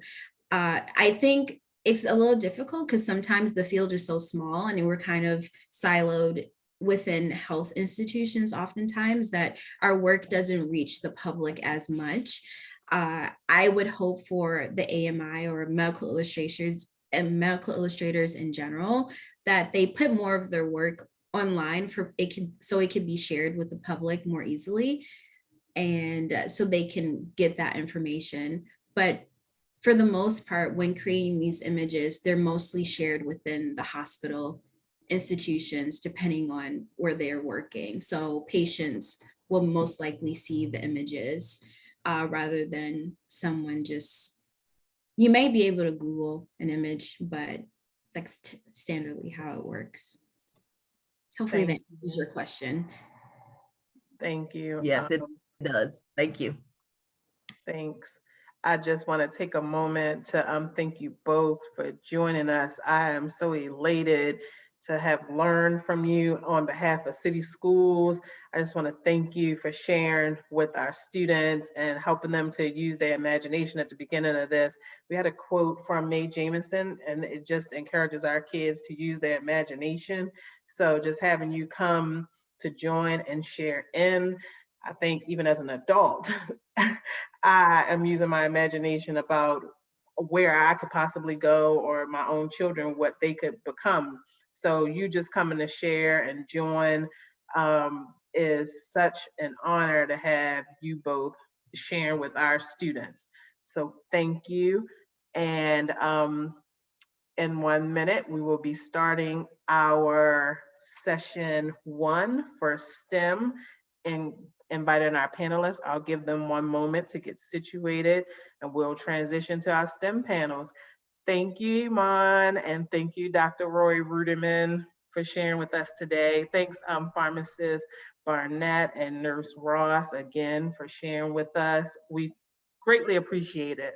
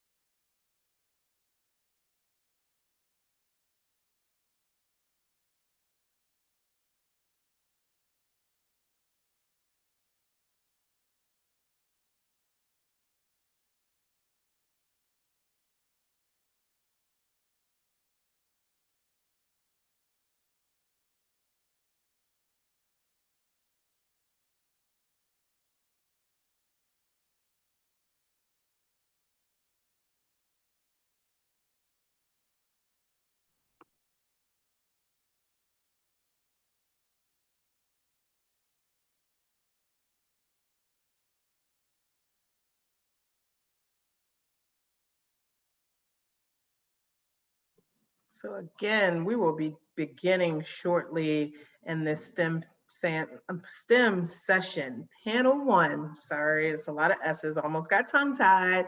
We'll be having the Biotechnical Institute with Scientific Director Tim Fossett. We will have Omani Placid, class of 2017 at Baltimore City College, joining us again to share in a discussion, as well as Omani is a Grads to Careers alum and a graduate of BTI. We'll also have Malaz Maluhi, radio frequency engineer with Verizon, and Janice Thomas, business development manager at Verizon, and Professor Willie Sanders, the executive director of Pass It On. I will stop sharing my screen and hand it over to you guys. And I will ask the first question because I think my student panelists are going to go to our senior recruitment sessions. So I'm gonna stop sharing. Okay, stop sharing. And we will get started. Thank you all for joining us today. Do I have everyone here?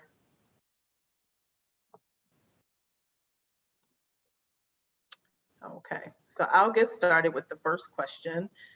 The first question is, we're teaching our students about elevator pitches here at City Schools as a part of their career readiness toolkit. So for the panelists that is joining us today, I want you to take 1 minute to give me your elevator pitch, and please include 1 fun fact about yourself. So I'll start with you, Professor Willie, because you're the first person I can see on my screen, and then I'll pass it over to Tim, then Malaz, then Janice, and then Omani. Okay, so am I giving an elevator pitch as IT professional or as Professor Sanders? Which one? I got like 3 elevator pitches. Can you give me a mashup of both? Okay. All 3?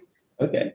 Hi, I'm Professor Willie Sanders. I'm the founder and executive director of Pass It On. I'm also a IT professional with over 17 years of experience and over 25 professional IT certifications, My specialties are in computer networking, computer hardware, and cybersecurity. And I'm currently finishing up my doctorate in cybersecurity at Capital Technology University.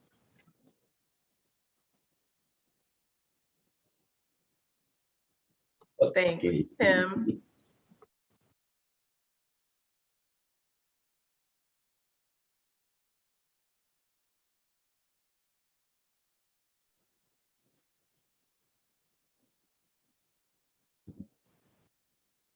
Hey, hey, Tim, you're muted.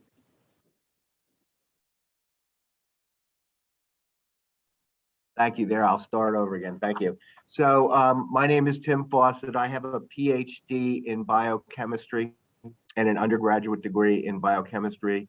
And I've been a scientist for about 40 years in industry, academics, all over the place. And I've been with the Biotechnical Institute of Maryland for 21 years. And we're a nonprofit here in Baltimore, and we train people to be entry-level lab technicians.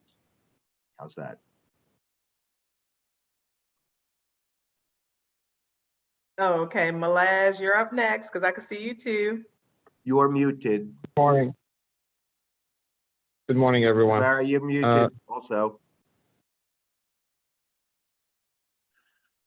Oh, no, it's fine. Go ahead, Malaz. We can hear you. Okay. Good morning, everyone. My name is Malaz Mallouhi, and I'm an RF design engineer with Verizon. I have an undergrad degree in electrical engineering, a graduate degree in cybersecurity and network and distributed systems as well. I've been in the telecom industry for over 9 years now, and currently I work on handling Baltimore City as is my market in within Verizon. It's my responsibility, and I design 4G and 5G sites. I love traveling, and I can't wait for COVID to end so I can start traveling again. Yay. If we have Janice Thomas here, feel free to jump in. And then Omani.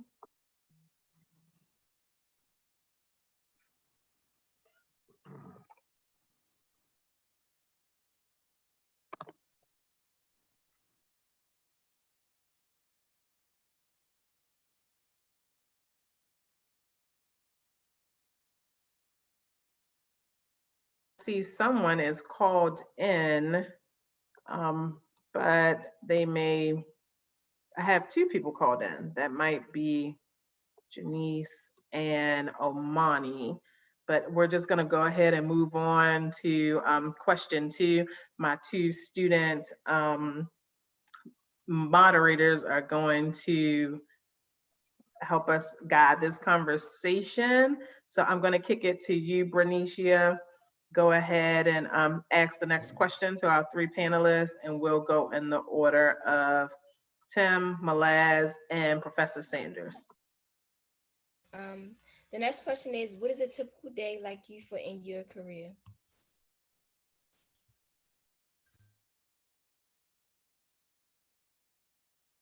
Great question. Who's going? I'm sorry.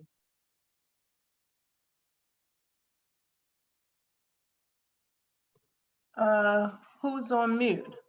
Well, who's the first person? I think it's Tim, Malaz, and we can't hear you, Tim. Okay, well, can you hear me now? Yep. Okay, so that was a great question. Thank you. So a typical day, well, it kind of changes. We do a lot of different things. When I first started in my career, I was at the lab doing research, which I found really interesting. And now, unfortunately, or fortunately, there's a lot of administration that needs to be done. But I actually still do, I'm still able to get in the laboratory and do work. And so it varies a lot from day to day. Sometimes I'm on my feet doing experiments and measuring with liquids and things like that. In other days, I'm writing grants and so forth. But one of the exciting things about being a scientist is that you get to talk to a lot of people and you get to do a lot of different things. We talk about things we'd like. I've got to travel all over the world in my career. In addition to working at the Biotechnical Institute of Maryland, I also raise money by being a sort of a professional scientist. And I can go all over the world and teach science at universities. And so far, I've been to about 50 different countries in the world, in South America, Asia, Latin America, all over the world, Canada, Europe, England. So it's a really exciting career. And I'll end it at that.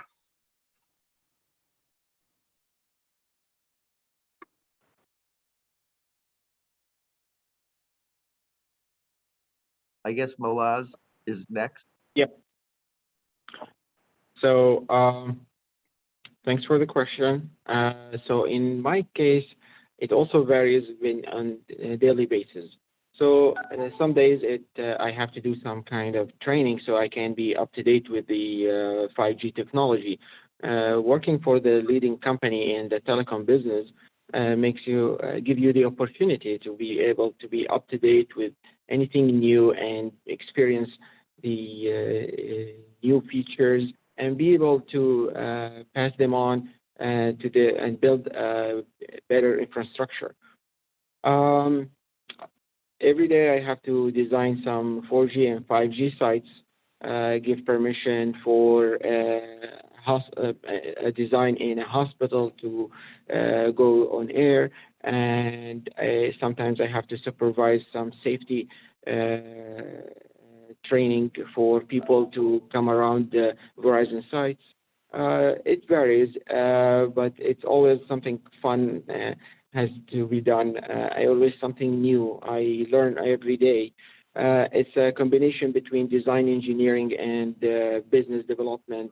Basically, we also have to project manage every single project. The best thing about working in this field is that you're going to be up to date with technology, as well as you're working for the leading company in that business. It's a lot of fun, and I've been in business over 9 years, so I enjoy it. Right. In my area, IT, it also is going to vary, but what I found is that the higher you move up within the career field, that's when the variation begins to broaden, because you've started to get so much skill, such a high level of skill that your employer or the organizations you're supporting, they want you to be able to step in and do different things.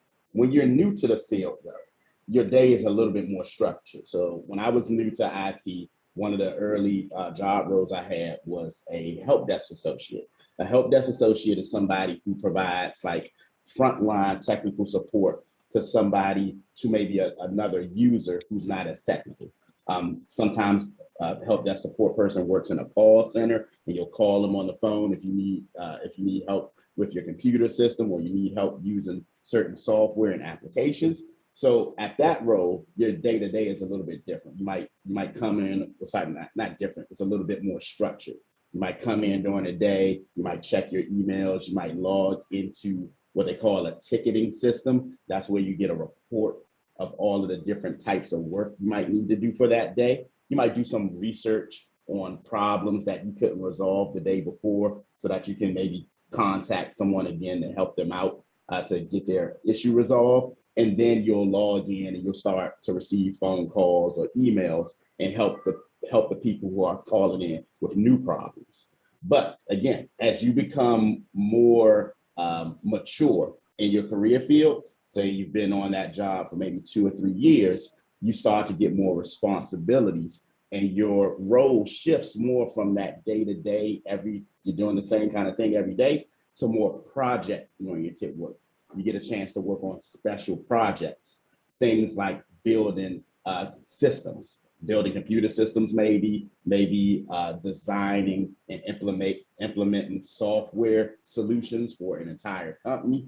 So that's when you start to see a lot of variation, where your day-to-day is totally different. What you did on Monday could be totally different than what you're doing on Friday, because they need your expertise in different areas. And the cool thing about IT is you can get from that entry level point that I talked about to a more mature level, not in a matter of years. If you study hard enough, you can get there maybe in a couple of months or years, depending on what organization you're working with.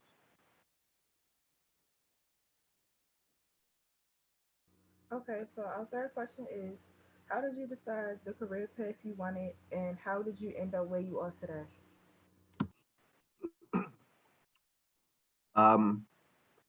That's a great question. And to be honest, the secret is I almost never graduated from high school. I didn't apply myself. I learned once I got out in the world in a job that there were certain jobs that I didn't like, and there were certain jobs that I liked. And to be honest with you, I got my degree and I have my career by accident because I kind of followed a road. I had a really good teacher who taught me to like science in 8th grade. And so it was something in the back of my mind. But what happened is I decided to begin at a community college, and I decided to take some courses that helped me learn the things I should have in high school. And then by coincidence, I moved to a town that had a little college up in New Hampshire. And I started in college, taking a few courses and working. And it kind of built as I learned how to learned how to have the discipline to learn. And I really didn't find what I wanted to do till I was a good deal through college.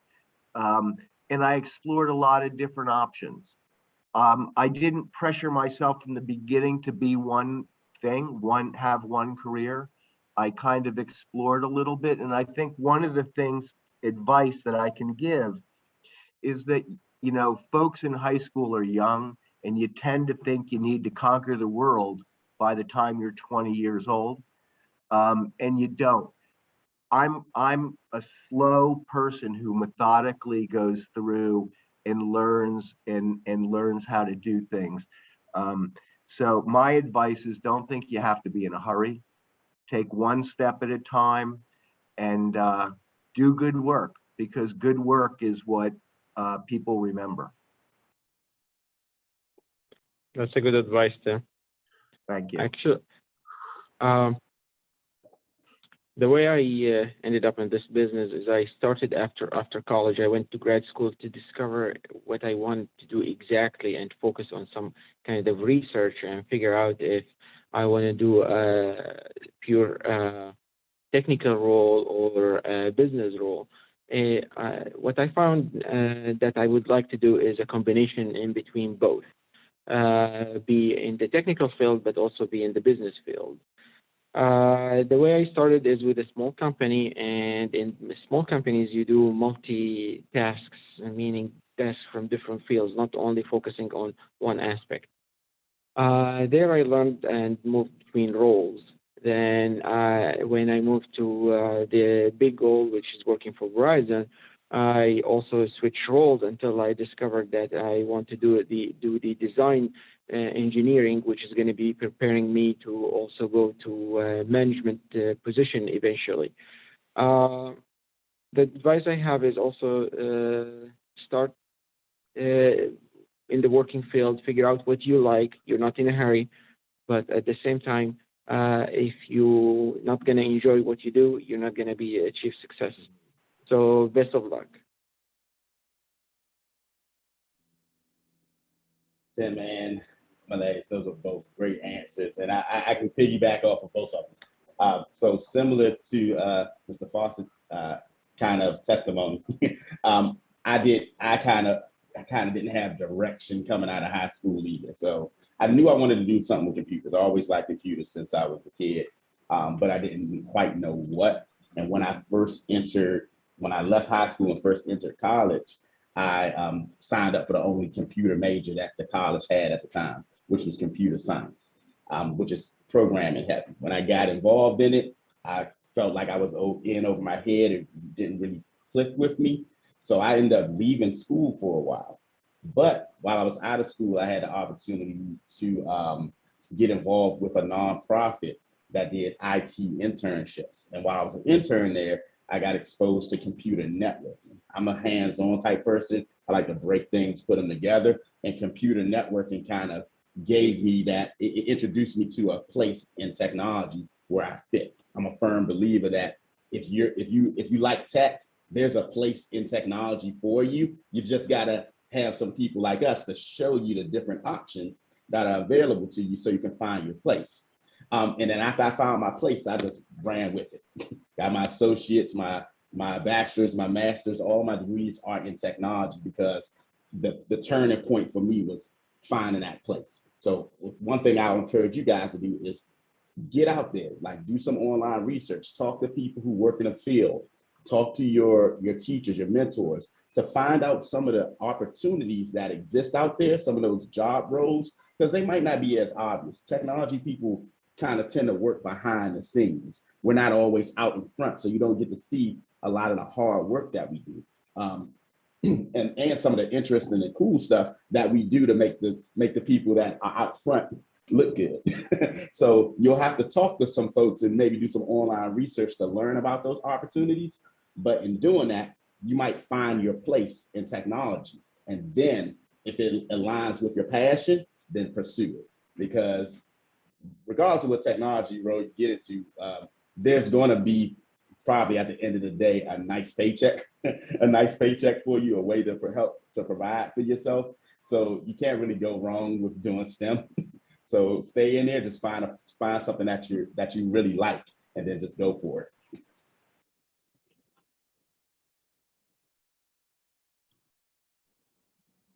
Okay, our next question is, what credentials or certifications are required for your career, and how can a student enter your industry with a high school diploma?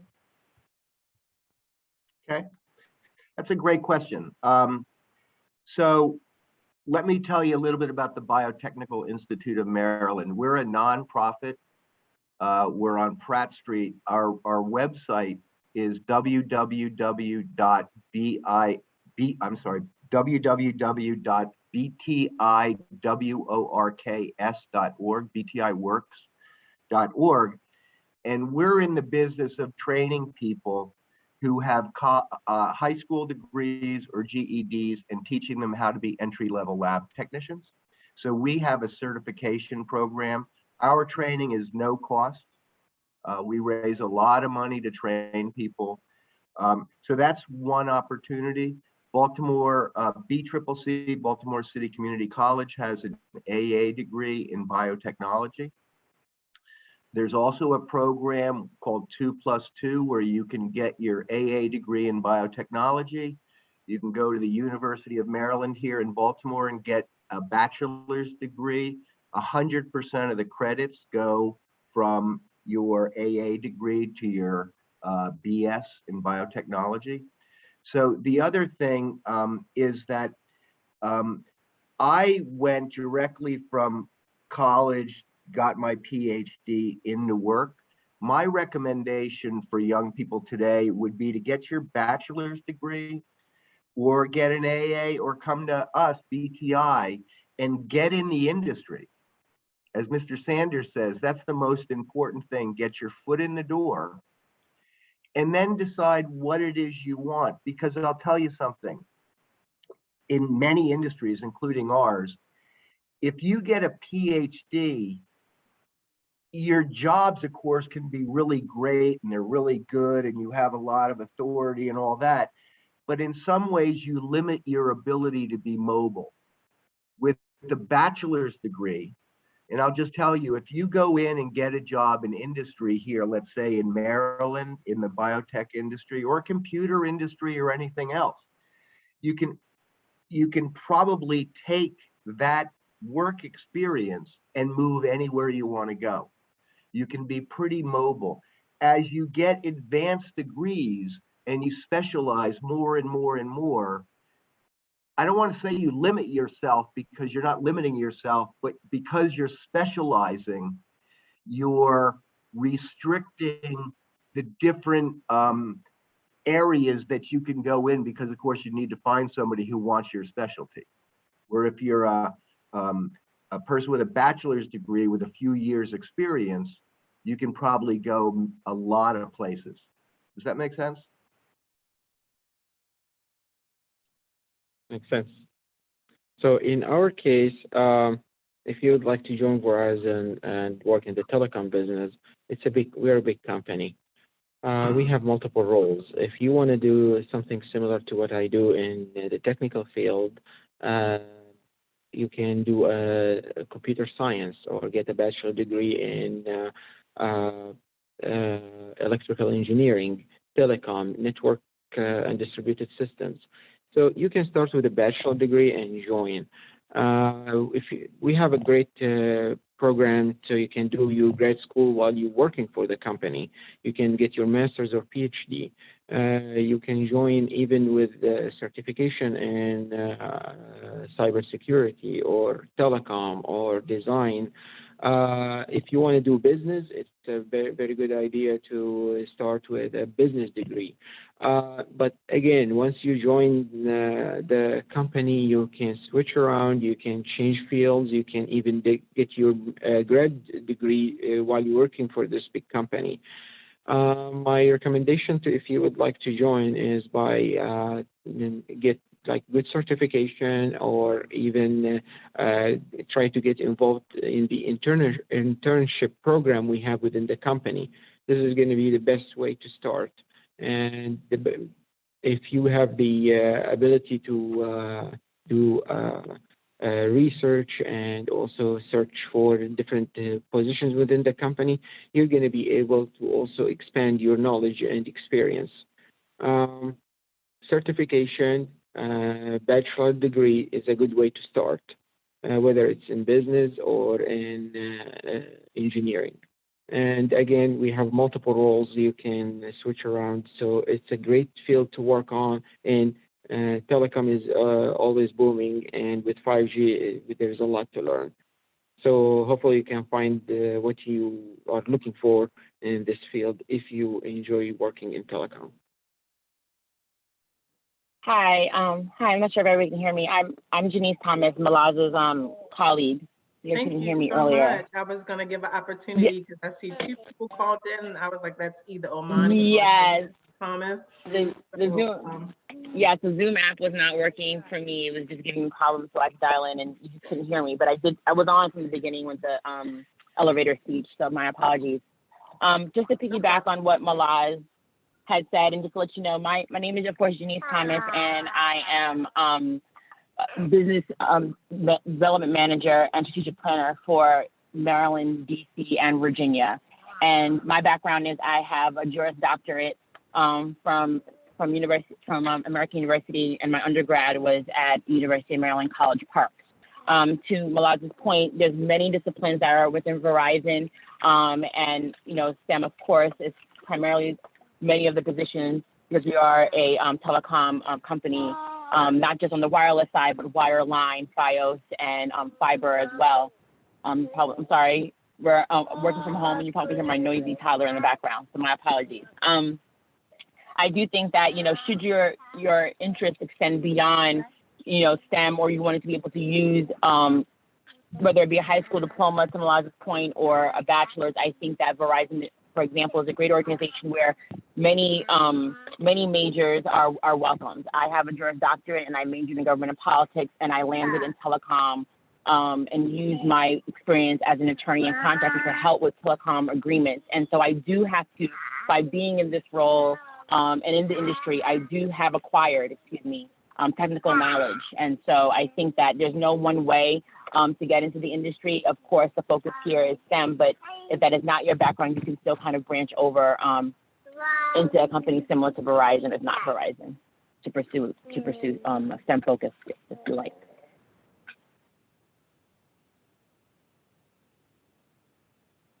Thank you. I'm having some technical difficulties. My mouse is sticking on my laptop.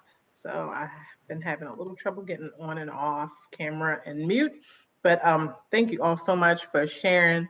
Excuse me, Omani, are you on the call? Did you want to jump in? Hey, yes, ma'am. I am on the call. Hello, everyone. Thank you for inviting me back. My name is Omani Placid. I am an alumni to the Baltimore City schools. I went to Baltimore City College High School, and I am alumni to the Grads to Careers program. I graduated from BTI. I'm alumni to that program, and I now advocate as a youth advocate on the mayor's office alongside Baltimore's Promise, a nonprofit organization, and I love it. I was able to work in multiple jobs, different experiences, and one of the best parts about it for me was to meet different people from all over the world, knowing that nationally people want to fight to come to America to experience the same opportunities that some of us aren't educated about, and that's what we are here to do, to bridge the gap about understanding how we could pursue higher educations, right? And I also do music. That's one of my biggest passions. I feel like I'm prepared to use my voice to empower my youth, because I use my voice to take back my own power. When I do make music, it's to just revitalize myself from tough situations so I can find some power and over those situations through my words of expression. Now, we have people in society that don't have good ways to express themselves. So, yeah, we end up not being able to follow our right paths. But I feel like when we have an open ear for children to go to, or to ask questions, or to be guided, or to just, hear it's going to be all right and there's something better coming along the way, that helps instill faith into our young brothers and sisters. And like Dr. Fossett, Tim Fossett really instilled so much faith into me coming into the Biotechnical Institute of Maryland. He just opened my eyes to so many new possibilities and always had faith in me. And it's like, without him, honestly, when I had the confidence to show up every day how I showed up every day, I really did complete it. And I felt like I was worthy, and I felt that confidence because I was able to be in an environment where they encourage growth, they encourage flourishing. And it was just beautiful, to hear that I could still be successful not going to college. I can still make something of myself doing what I love to do. This kind of work and learn, it can feel like fun and magic. It can feel like fun and magic. And if we don't ever experience that or know that it can be experienced, we won't shoot to experience these things. That's why it's very vital that we get more people and more children, more bright and powerful individuals to pursue multiple streams of income, as well as pursue careers that are passionate to them. So thank you guys for having me. Thank you so much. Thanks, Omani. Thanks for joining. That was great. Can I say one more thing while we're on this? And thanks, Omani. Omani was great. And thanks for the plug for us, for BTI. I also want to say just something I forgot to say, and that's that, when you think of things like science and biology or biotechnology, you kind of think of one path. But I want to remind everybody that, biotechnology still has salespeople, they have marketing people, they have scientific illustrators, they have computer IT people, lawyers, they have,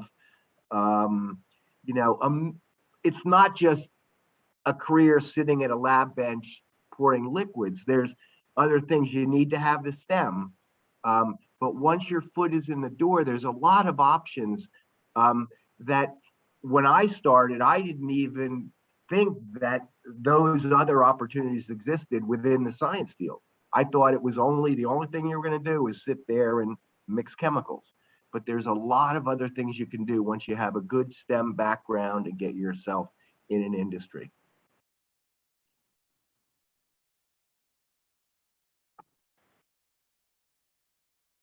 Thank you so much, Tim. I hope you all can't hear that echo. My technology is acting up, so I'm actually on my phone in this session, but I wanted to give Janice Thomas just a few minutes before we begin STEM panel 2, maybe 5 minutes. If you heard all the questions ranging from how to break in your field, advice about students who are interested in your field, what credentials are needed, feel free to jump in and answer a few of those questions. I appreciate you just being able to join us. Hi, sure. Well, first, primarily to enter into to be the business manager of business development and strategic planning. No, you do not have to have my career path, which is I'm an attorney. There are many people that are on the team that are not attorneys. However, that's how I arrived here. So a number of people have come through sales, and sales, if you're coming in entry-level sales and you do not have a bachelor's, many people enter sales through the actual retail store, so the Verizon mobile retail stores very often, and then work their way up from sales that way to transition over to corporate sales. And then a number of people from the corporate team, sales team, have transitioned over to business development. And so that is an avenue to pursue. Now, coming over to business development and to be on the team that I'm currently on, you would need to have at least a bachelor's. But to enter into sales, you can, by choice, enter in through the retail space if you do not have an advanced degree and work your way up that way. That definitely is a path that many have pursued and have been successful. My career path has been kind of unique. I started doing, mergers, antitrust and mergers and acquisitions. That was my focus in law school. And then I decided that's not what I wanted to do and found a great opportunity in telecom. And so I utilized and leveraged my my law degree to get me out of the space of being in a traditional law firm. And I said, well, what can I do and how can I lend my knowledge and my skill base to other areas and focus? And I had a former colleague who had transitioned over into telecom industry. And I followed suit. I relied on the fact that I know how to review agreements and contracts. And that's something that, having a transferable skill is key to having fluid movement between different industries. And a law degree, business degrees, those are examples that afford you to do that. And so I utilized my law degree and spoke to them that, hey, I can learn this, I have the skill set. And that's how I broke into the telecom industry.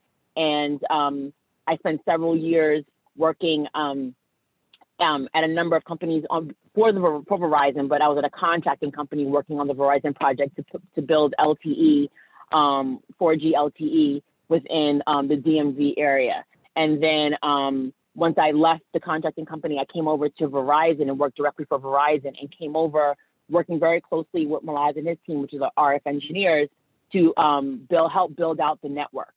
And now my primary focus is 5G and helping the network team, which comprises of a real estate team that procures the rights within the public right-of-ways, which are our streets or private property on occasion, to deploy small cell nodes, which will help eventually blanket not just the city of Baltimore, but surrounding areas and other jurisdictions within the DMV.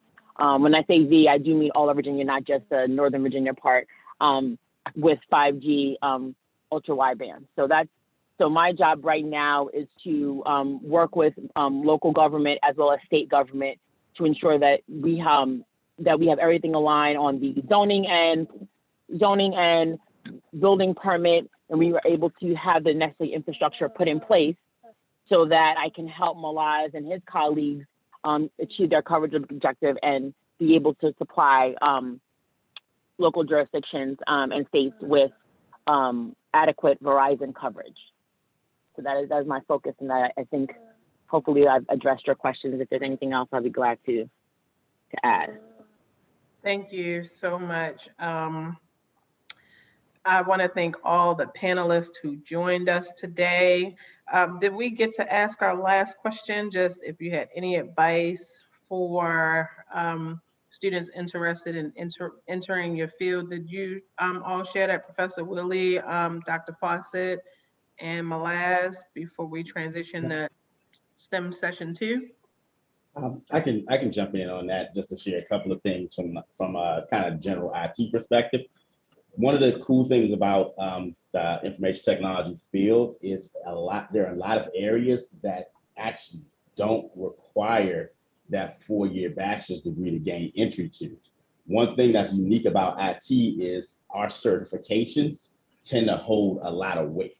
So depending on what area you're trying to get into, especially entry-level areas, If you get the right certification under your belt, you can actually get started in the field prior to earning your associate's or bachelor's or any other upper level degree. That actually was my pathway. When I first got into information technology, I was working on my associate's degree. I was in school, but I had a certification, the CompTIA Network Plus, under my belt.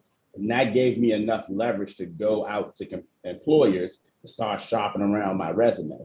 Did I get rejections from a lot of people? Yeah, but I got that one organization that was willing to give me a shot just based on the strength and the reputation of the certification that I had under my belt. And that's all that I needed. I was able to land a contracting job working with the Internal Revenue Service, the IRS, in downtown Washington, D.C.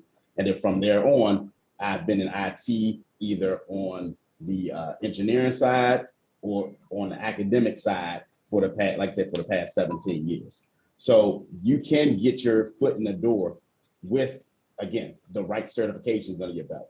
In that respect, I suggest things like the CompTIA A+, which is your certification for to become a professional PC technician, personal computer technician, the CompTIA Network Plus, which will qualify you to be a network administrator, and the CompTIA Security Plus. In the industry, we call those the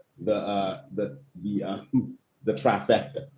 Looking for the word, the trifecta. If you get those 3 certifications under your belt, you pretty much can work anywhere in IT related to hardware, networking, and cybersecurity that you want, because those certifications are so well respected that if you get one, or better yet, all 3 of them, most companies will acknowledge the fact that you have some skills and they'll let you in the door.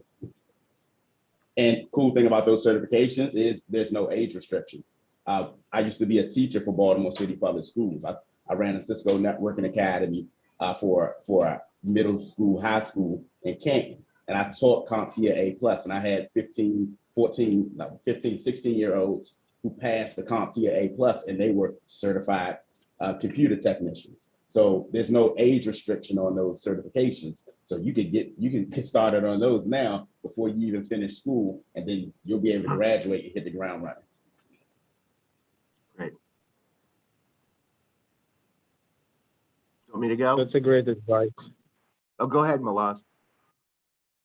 No, please go ahead. I'll follow up after you. Okay. So my advice is slow and steady.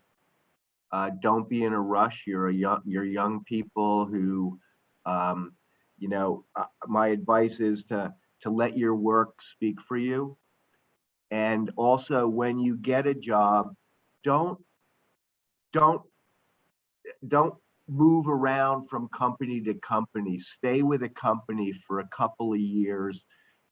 Build relationships and network, because most jobs or a lot of jobs come from not from ads in the newspaper, but by colleagues and by people who know you and tell you that there's a job and so forth.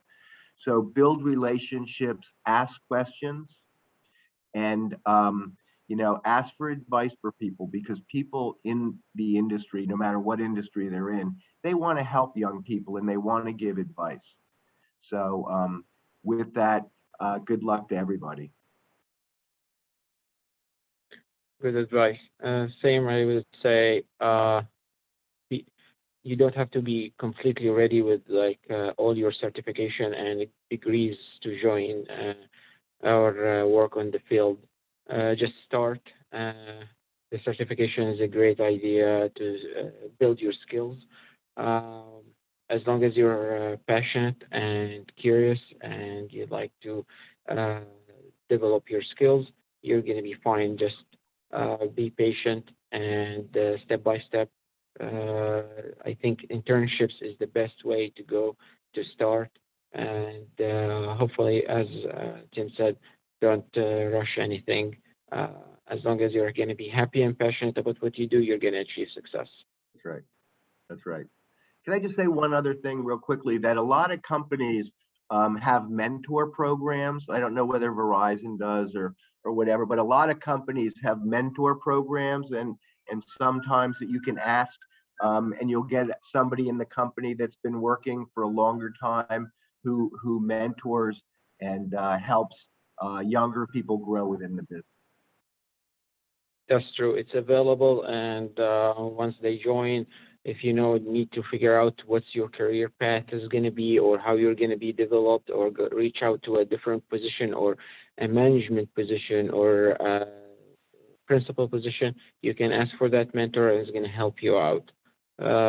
So yes, that's a great advice, and it's available in such a company like ours.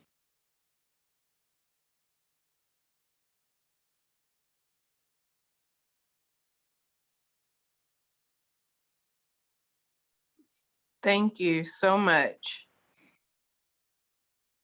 And this wraps up our STEM session 1. Thank you, panelists. Thank you for your time joining us today. I'm having some technical difficulties, so I'm on my phone right now, but I just want to thank you on behalf of City Schools, on behalf of our students, for sharing with us today and giving our students some advice about entering the STEM field. We're going to go ahead and transition to our STEM session 2 panel, which includes Alexis LeBroy as well. Alexis LeBroy is an audio visual engineer, and Courtney Morgan, an architect. And hopefully once my computer uploads, I'll be able to share the nice PowerPoints that I created for them. But Alexis and Courtney, you'll be able to, your first question will be, give us your 1-minute elevator pitch, and please include one fun fact about yourself. All right, great, thanks. Hi, everybody. I'm Alexis. Thanks for having me today. My elevator pitch, well, I've been in the audiovisual industry for 25 years, and a lot of people don't know about AV. So hopefully I can bring a little bit of exposure to all of you about that. I have worked in events, technology, in hotels, for rentals, and in AV integration, which is permanent installations over the years. So really happy to be here. A fun fact about me is that I'm an avid gardener. I love to garden. I love to can, and I never thought I would be doing any of these things because I hated doing it as a kid. So that's a fun fact about me. Thank you so much. You can help get this grass growing in my backyard, Alexis. Good morning, welcome, Courtney. Share your elevator pitch with us. Good morning. So I am an architect. I've been working in Baltimore City now for about 10 years. And so I focus really on community-led work.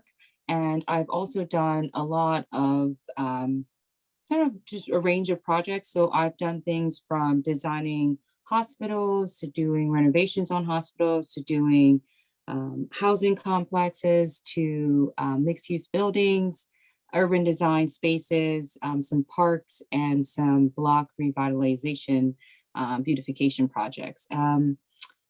I would say a fun fact about me is very similar. I love plants, as you can see from the plants behind me. And I am an avid gardener, but I am a flower gardener. So I do a lot of cut flowers in my garden at my house, and then at the community garden, which is a block west of me. Thank you, Courtney. How nice. Okay, we have 2 student panelists that'll help guide this conversation. Today, we have Bernicia and Takara, who will ask you a series of questions. Bernicia and Takara, if you could jump in with question number 2. Question number 2 is, what's a typical day like for you in your career? Sure. For me, so I'm working on the rental side of the AV industry right now. And for me, a typical day is I am helping some of our production companies and staging companies put together their needs for their events. So, for instance, next week I have a customer who is doing an event in DC, and we are providing them with an LED wall. And maybe I can try to find some pictures of what I'm talking about, but we're providing them with an outdoor LED wall. So we provided all the tile. We're going to provide all the tiles, all the wiring between the tiles. We're providing a technician. And so then what they'll be able to do is have their presentation outside in DC with the LED wall, and it'll give them a better it'll look better than projection, which is what they would normally do. If you've seen projectors in a classroom or something like that, it's hard to have that outside. It's not bright enough. So the LED walls is what you see in Times Square and on all the buildings. And so that's what we'll provide. It's a temporary setup, a rental setup. And that's what we do. So we put all that together for them. We bring it to the site. They'll set it all up and run their program. They'll take it down, and then we'll pick it back up. So I'm working on projects like that every day for our customers, and just making sure to provide the technology, to provide good customer service, to make sure they keep coming back.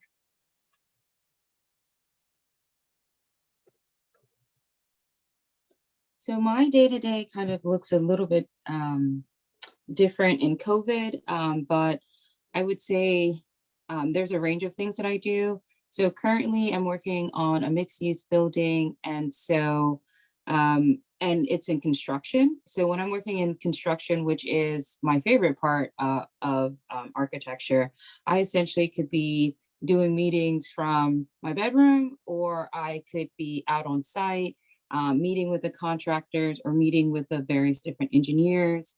And so I'm also a project manager on the specific project. So I kind of manage the internal architecture team, and I also manage our engineering consultants. And I kind of host and organize meetings with the owner, walk them through kind of what's going on in the construction right now.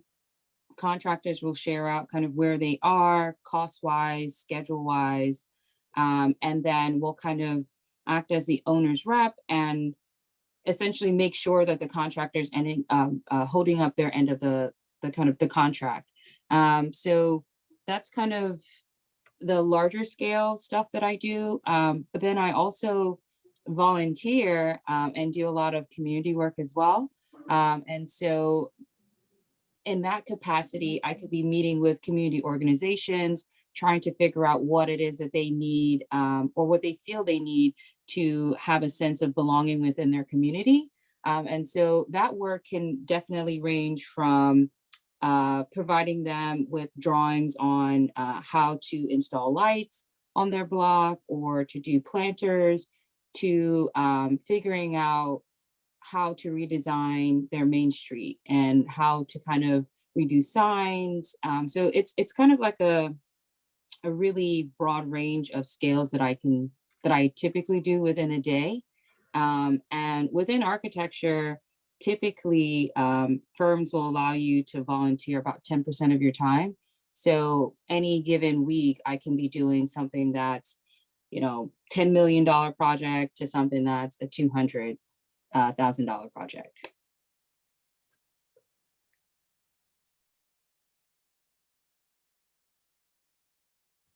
Our next question we have is, how did you decide the career path you wanted, and how did you end up where you are today?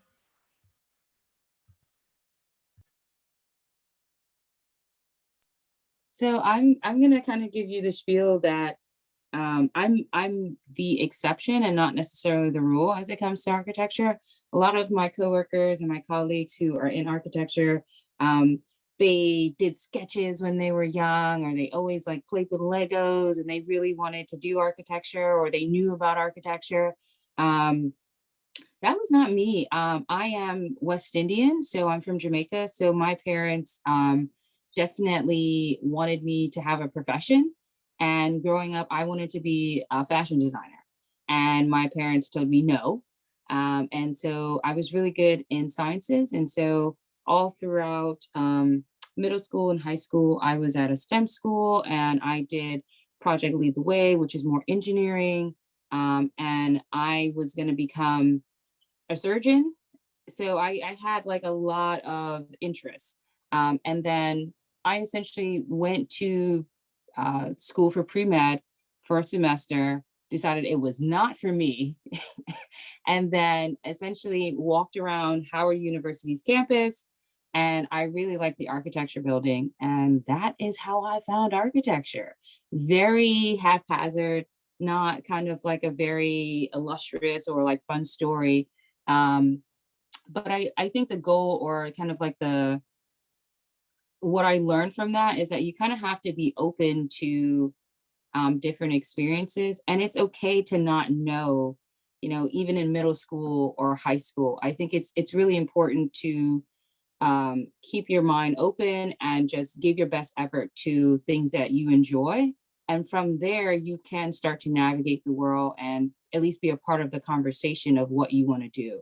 But if you kind of aren't participating in school and you're not excited about learning in general, folks just really won't take you seriously.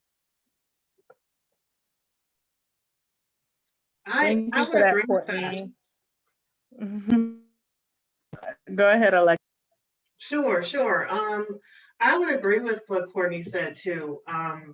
You know, I have been, the way I started in my career was I was really interested in working in theater when I was in high school. So I did a lot of the productions, and I always did the backstage stuff.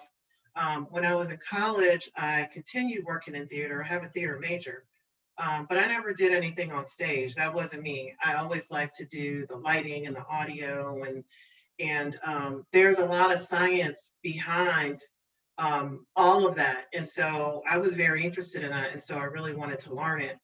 I did a lot of, I also did a lot of volunteer projects for the different student organizations I was a part of. So whenever we had the, we would call it, there were these different events that we did, and it was in honor of the Black men on campus, or in honor of the Black women on campus. So they always tapped me to do the audio and the lighting and get the microphones and get everything for those different events. So that's how I fell in love with audiovisual and with just AV technology, event technology. And when I graduated, I couldn't find a job in theater. So I had to kind of decide, okay, well, which direction am I going to go in? And I decided to apply for some jobs working for AV companies and hotels. So I've been really fortunate to be able to kind of pivot in my career in a couple different ways. And I worked for a company for a long time that's all over the country. So I started in Chicago. I moved here to DC. I moved to Nashville. I moved back to Chicago. I moved back to Nashville, practically all with the same company. It was like working for a hotel. You just had different opportunities within the same hotel company. And then I moved back here to DC in 2013, and I helped open up the Gaylord National property down in PG County in National Harbor. And that was a big undertaking. It was really exciting. So I was the director of sales for the audiovisual company that's there, and we did all the big, huge events. We just had a ton going on working in that venue. But again, different opportunities. I've also had the opportunity to work with architects as part of being an audiovisual integrator. had the opportunity to work with general contractors. So a lot of the times the general contractors will hire the AV company, and it's one of the trades. It's one of the trades for, just like carpentry, just like plumbing. AV was considered one of the trades as part of bringing a building, putting like Courtney said, a hospital or, any type of commercial building, putting all the pieces together. We were one of those specialized fields that needed specialists to be able to design the systems, and install the systems and commission it and make sure everything worked at the end. Thank you. What do we have next? My student moderators. Thank you. Our next question is, what credentials or certifications are required for your career, and how can a student enter your industry with a high school diploma? So architecture is, I would say it's not really talked about a lot. And so a lot of the work that I do with some of my organizations is to kind of do this, where I go to different schools and I talk to students about architecture. Because if you think about it, from day one, like you're usually born within architecture, right? You're usually not born in the open sky. So you're born in some sort of like structure, some sort of building. But then I feel like most people kind of take architecture for granted, in a sense, where we don't really think about the buildings. They're just kind of there, or we think that engineers do it or contractors do it. And the architect really has to put together the psychology and the humanity into the physical structure, along with, the engineering and the contractors. And so I will say that it is a pretty lengthy process to become an architect. So you can go straight into the profession out of high school. And different states have different kind of requirements of what we call an internship, or kind of like a fellowship. Or if you think about it as it relates to medicine, it's like a residency. So if you do not go to college and get a degree in architecture, and that could be a bachelor's degree, which is 5 years, or you can go to school and do whatever you want for your undergrad, and then you can do a master's in architecture, which is 2 years. If you don't do the formal education, you essentially have to work during that time in an architecture firm. I will say it is quite difficult to do that in this kind of like time frame. Maybe when like it was in the 60s and 50s, maybe that would be a lot easier to just kind of go straight in. But I will say that there are different opportunities for you to get some type of internship credit while you're in high school. So regardless of whether you go to college or not, everyone still has to do a residency. And so in the state of Maryland, that is typically 3 years. So if you have the formal education piece, you don't have to do the extra experience, but you still have to do the 3-year residency. And so you can start that in high school. There are different programs like ACE, which allow high school students to kind of do an internship and do projects with architecture firms starting in high school. And then after you do that residency, then you have 5 exams that you need to pass. And so most firms, doesn't matter if it's a 2-person firm or a 500-person firm, will pay for you to take those exams.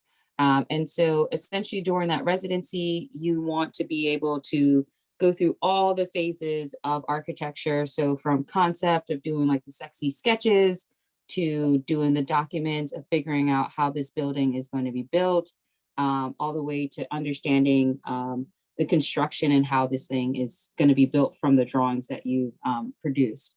And from there, after you do your residency and you pass your exams, you are a licensed architect. I will say that there are many organizations out there to help and support you through those. Specifically in Baltimore, I've helped charter the National Organization of Minority Architects, and we are trying to definitely focus on minority students, and get them kind of into this profession. I guess just to drop like a quick number, we just broke over 500 Black women in the profession nationally. So that's like Black women in the profession of architecture, it's 0.02%. So, you know, if you're interested, it's not an easy process, but it is something that, especially here in Baltimore, we are making a really huge effort to support folks.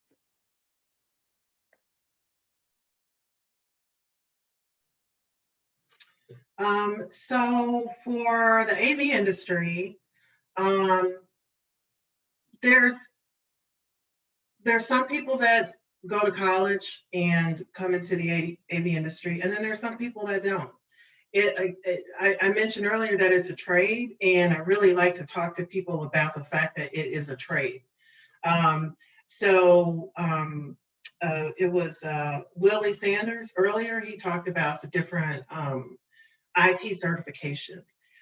Getting IT certifications, that's one way to come into the AV industry, because there's a lot of, it's technology. So there's a lot of networking. There's a lot of, you know, everybody is doing the Zoom meetings. Everybody is doing meetings from home. All of that has to be incorporated into, you know, learning spaces, into companies, into associations who are having their events virtually right now instead of being able to be in person. So all that comes into play, you know, and again, you don't need a bachelor's degree to be able to jump in, do some of those certifications and get started right, you know, in the company, in an AV company. Some of the entry-level positions are field technicians or technicians that are putting together events.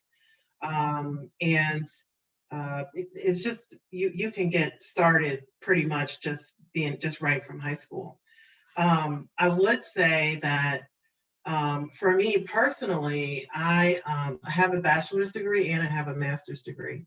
And part of the reason I did those for me, I didn't necessarily need to do those to be able to advance in my career, although there are very few Black women who are working in the audiovisual industry too.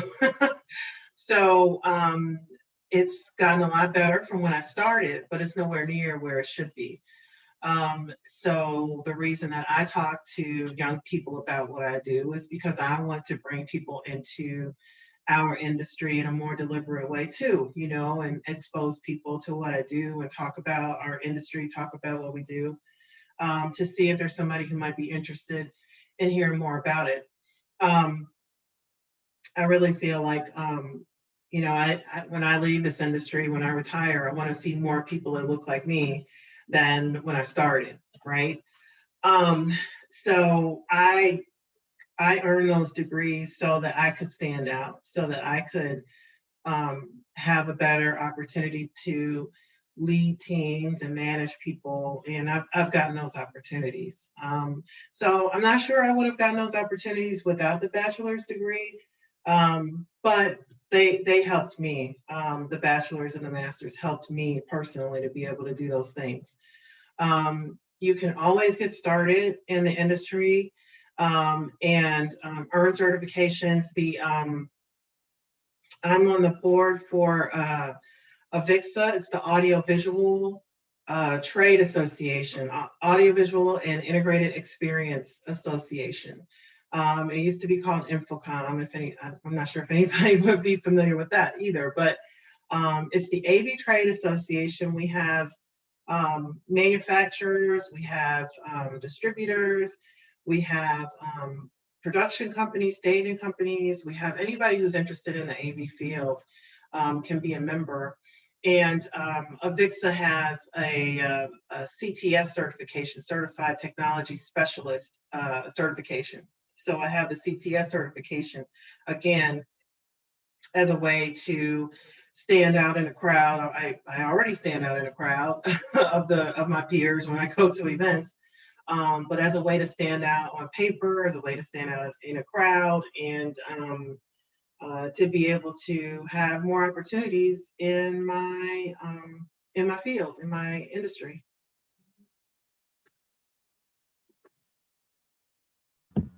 Okay, thank you, ladies, both for the information. Our next question is, what is the salary range for your industry?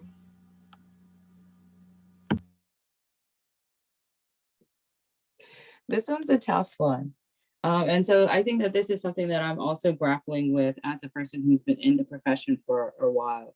And I think this is something that we're addressing.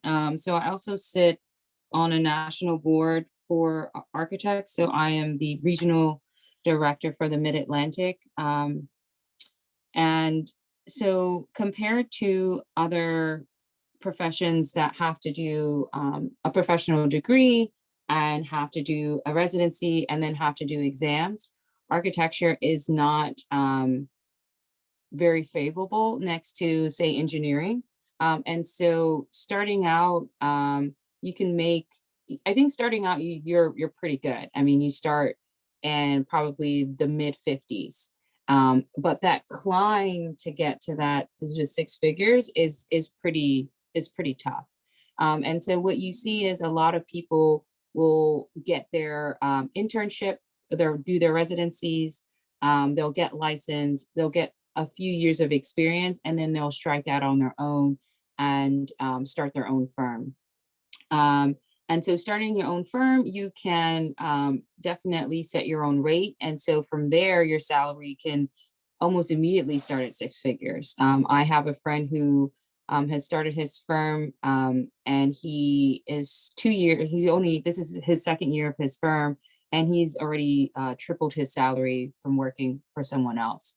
I will say that if you would like to stay in the corporate world, architects typically move every 3 to 5 years to a different firm, and that's how you kind of build your salary up.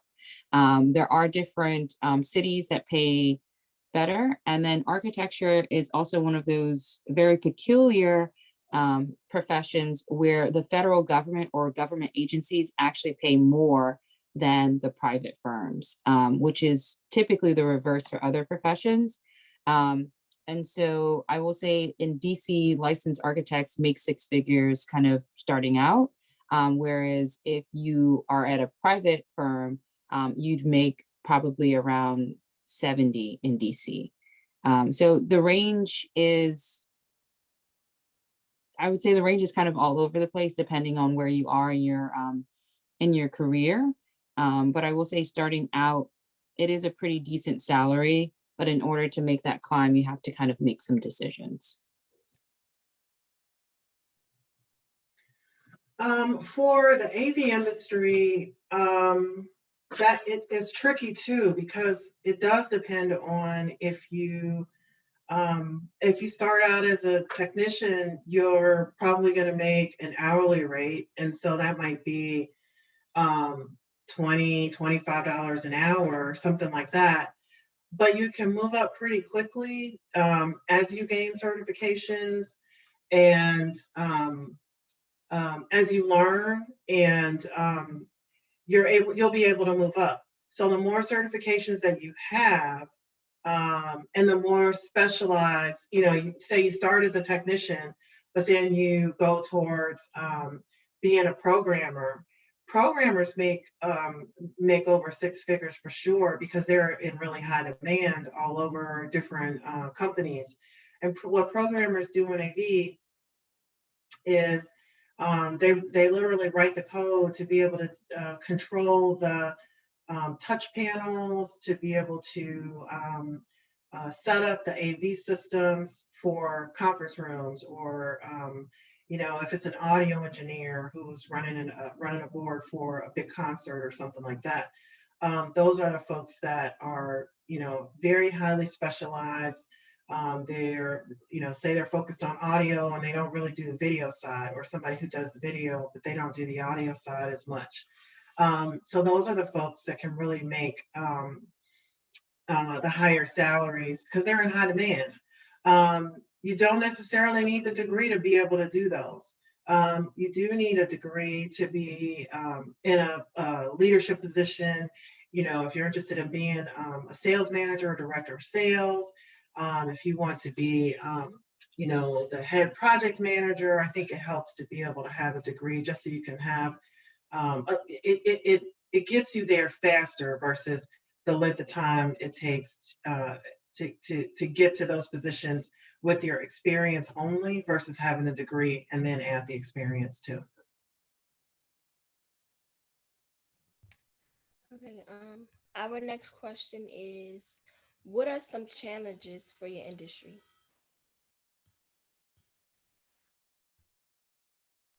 I don't know if the challenges I face are from my industry or they're just from the world. I think that being a Black woman in this world, I wouldn't say it's tough, but it comes with its challenge. It comes with its baggage. And I think that you have to understand and be aware of your surroundings in life, regardless of whether you're in an office or you're out on a construction site or if you're just walking down the street. And so I think some of those challenges that I face professionally is understanding that people see me as a Black woman. And in order to take control of that narrative, I have to have the paperwork essentially to prove that I'm here because of my intelligence, and I'm here because I deserve to be here, and I'm here because I'm no different than anyone else that's here. And with that said, I mean, I don't think I've worked in a place, whether it's in architecture or not, I don't think I've ever worked in a place where I have not gotten any type of discriminatory comments or, you know, witnessed something like that. I think that's just a part of our, like, who we are and what we have to kind of grapple with in this world. But outside of kind of me as a human being and what I have to deal with, I think some of the challenges specifically to architecture are the exams. I think that you can work at a firm and not be a licensed architect, and you can just continue to work and get more responsibility and become project manager, and you can climb that ladder without becoming a licensed architect. But your pay will never be the same, and you can't sign the documents. And in theory, if you work in a large corporation, you don't need to sign the documents. They have plenty of people who sign the documents. But if you kind of want to strike out on your own and you want that firm to be sustainable, you do need to take the exams, which, in my personal opinion, exams in general don't tell anyone anything about anything. It's just a bunch of random questions that are just placed in front of me to just spike up my anxiety. So that's my challenge. Yes, I agree with Courtney on everything about being a Black woman in corporate and in this world. Have some similar experiences. But I would say that maybe one challenge is, but it's also kind of something that's pretty cool, is that in technology and event technology and communications technology, there's always something new that comes out. So the challenge, especially this past year, the challenge has been just keeping up with everything and trying to stay on top of all the new trends and new technology that comes out so that I can be able to recommend different products or different services to my customers. And it's just, this past year it's just been difficult to keep up with everything, because just, you know, on top of just trying to stay alive and stay healthy, then having to learn something new, it's been a challenge. So I can imagine how it's been for you, all you students out there. So yeah, that's probably the biggest challenge that there is in our field, is just so many different competitors, so many different manufacturers have new products. Which product is the best product for your particular customer, for their particular system? It's a lot to learn. It's a lot to keep up with, but that's part of the fun part of it too, learning about the new technology. Thank you. For the sake of time, we got about 2 minutes left. I'm I gonna was just jump about to in say and that. thank you, Takara. I'm gonna jump in, and the last 2 questions, I'm gonna put them together. And Alexis, you kind of alluded to this, but this question is going to be a little loaded. It is, what is a highlight about the work that you do, and give our students some advice if they're interested in entering this field. I'll give you both 1 minute. Okay. One highlight is here. I'm going to put the link to the foundation page. There is a video I want to share with you guys. It's just a kind of a sizzle video. You could take a look at it. But one thing about what I do is it's just pretty exciting. I mean, I've always looked at what I do as like a corporate theater, and then doing integration. It was a little bit more calm than the theater part of it. But we're in the business of communicating messages. We communicate our clients' messages. So however that message, whatever it is that they're trying to get across, we communicate it. So if it's in a conference room, maybe it's a projector and a screen, or maybe it's a TV display, and for video conferencing. But I just love being able to walk into a room and see no show, and then go to a concert, and I can't even watch the concert. I'm looking at all the technology. I'm looking at the speakers. I'm looking at the backdrops. I'm looking at the lighting. All this stuff, we call it flash and trash, whatever, but I love it. I think it's exciting seeing all the new tech, and it really gets me going to be able to get some of those technologies for my customers so that they can communicate their messages to their stakeholders. So yeah, what was the other part? I forgot. And then just give our students one piece of advice if they're interested in entering your field. Oh, sure. If you're interested, take a look at that video, and you can always, reach out to me, and I'm happy to talk more with the group about what I do. Absolutely. Thank you. Thank you so much. Don't go anywhere yet. Go ahead, Courtney. One highlight and advice you would give to students interested in entering your field. So I think one highlight is pretty tough. I will say that the really cool thing that I get to do is I get to actually build this world, right? And so I get to build environments. I get to do something that's going to last a long time after I'm gone.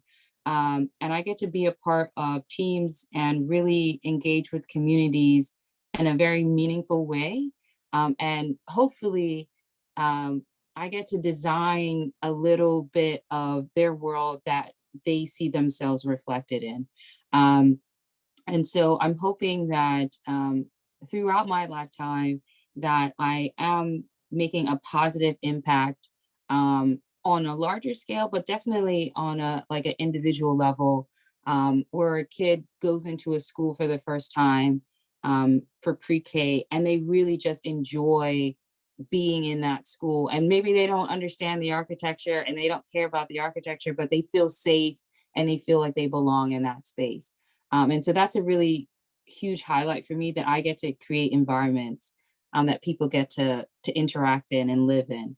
And then I would say, if you're interested in architecture, one, I would say definitely email me and keep in touch. And it's like, really do that. Don't, it's not weird. It's totally fine. And then also I would say, talk more about architecture, research about architecture. One of my favorite architects is David Adjaye. And he does amazing work in public housing and just community focused work. So I would definitely say reach out to folks who are doing what you want to do, regardless of whether it's architecture or not. I think that you want to find somebody who is doing what you want to do and you want to connect with them. And you can just simply say that, like, hey, you're doing something I think I might be interested in. Do you have like 15 minutes to just like hop on a Zoom call and talk to me? And I think especially now during COVID, with everything being virtual, folks are definitely more open to doing that.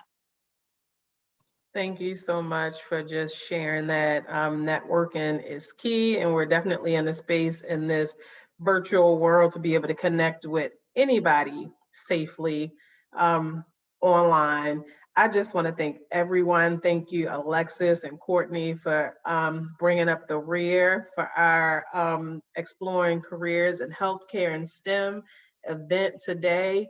I want to take a second to Kyra and Bernicia. If you can turn your cameras back on, I want to publicly thank you for riding it out with me these 3 hours and helping to moderate this session. You all were amazing. Even when I had technical difficulties, I could hear you asking the questions and you held it down. I am so grateful. I'm proud of you.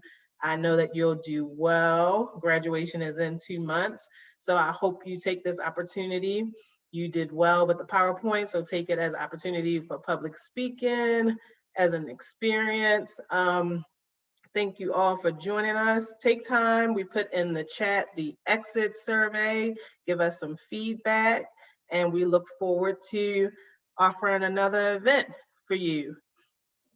Okay. Oh, Ms. Jajic said to make sure to put on your resume that you hosted a district-wide healthcare event, healthcare and STEM event.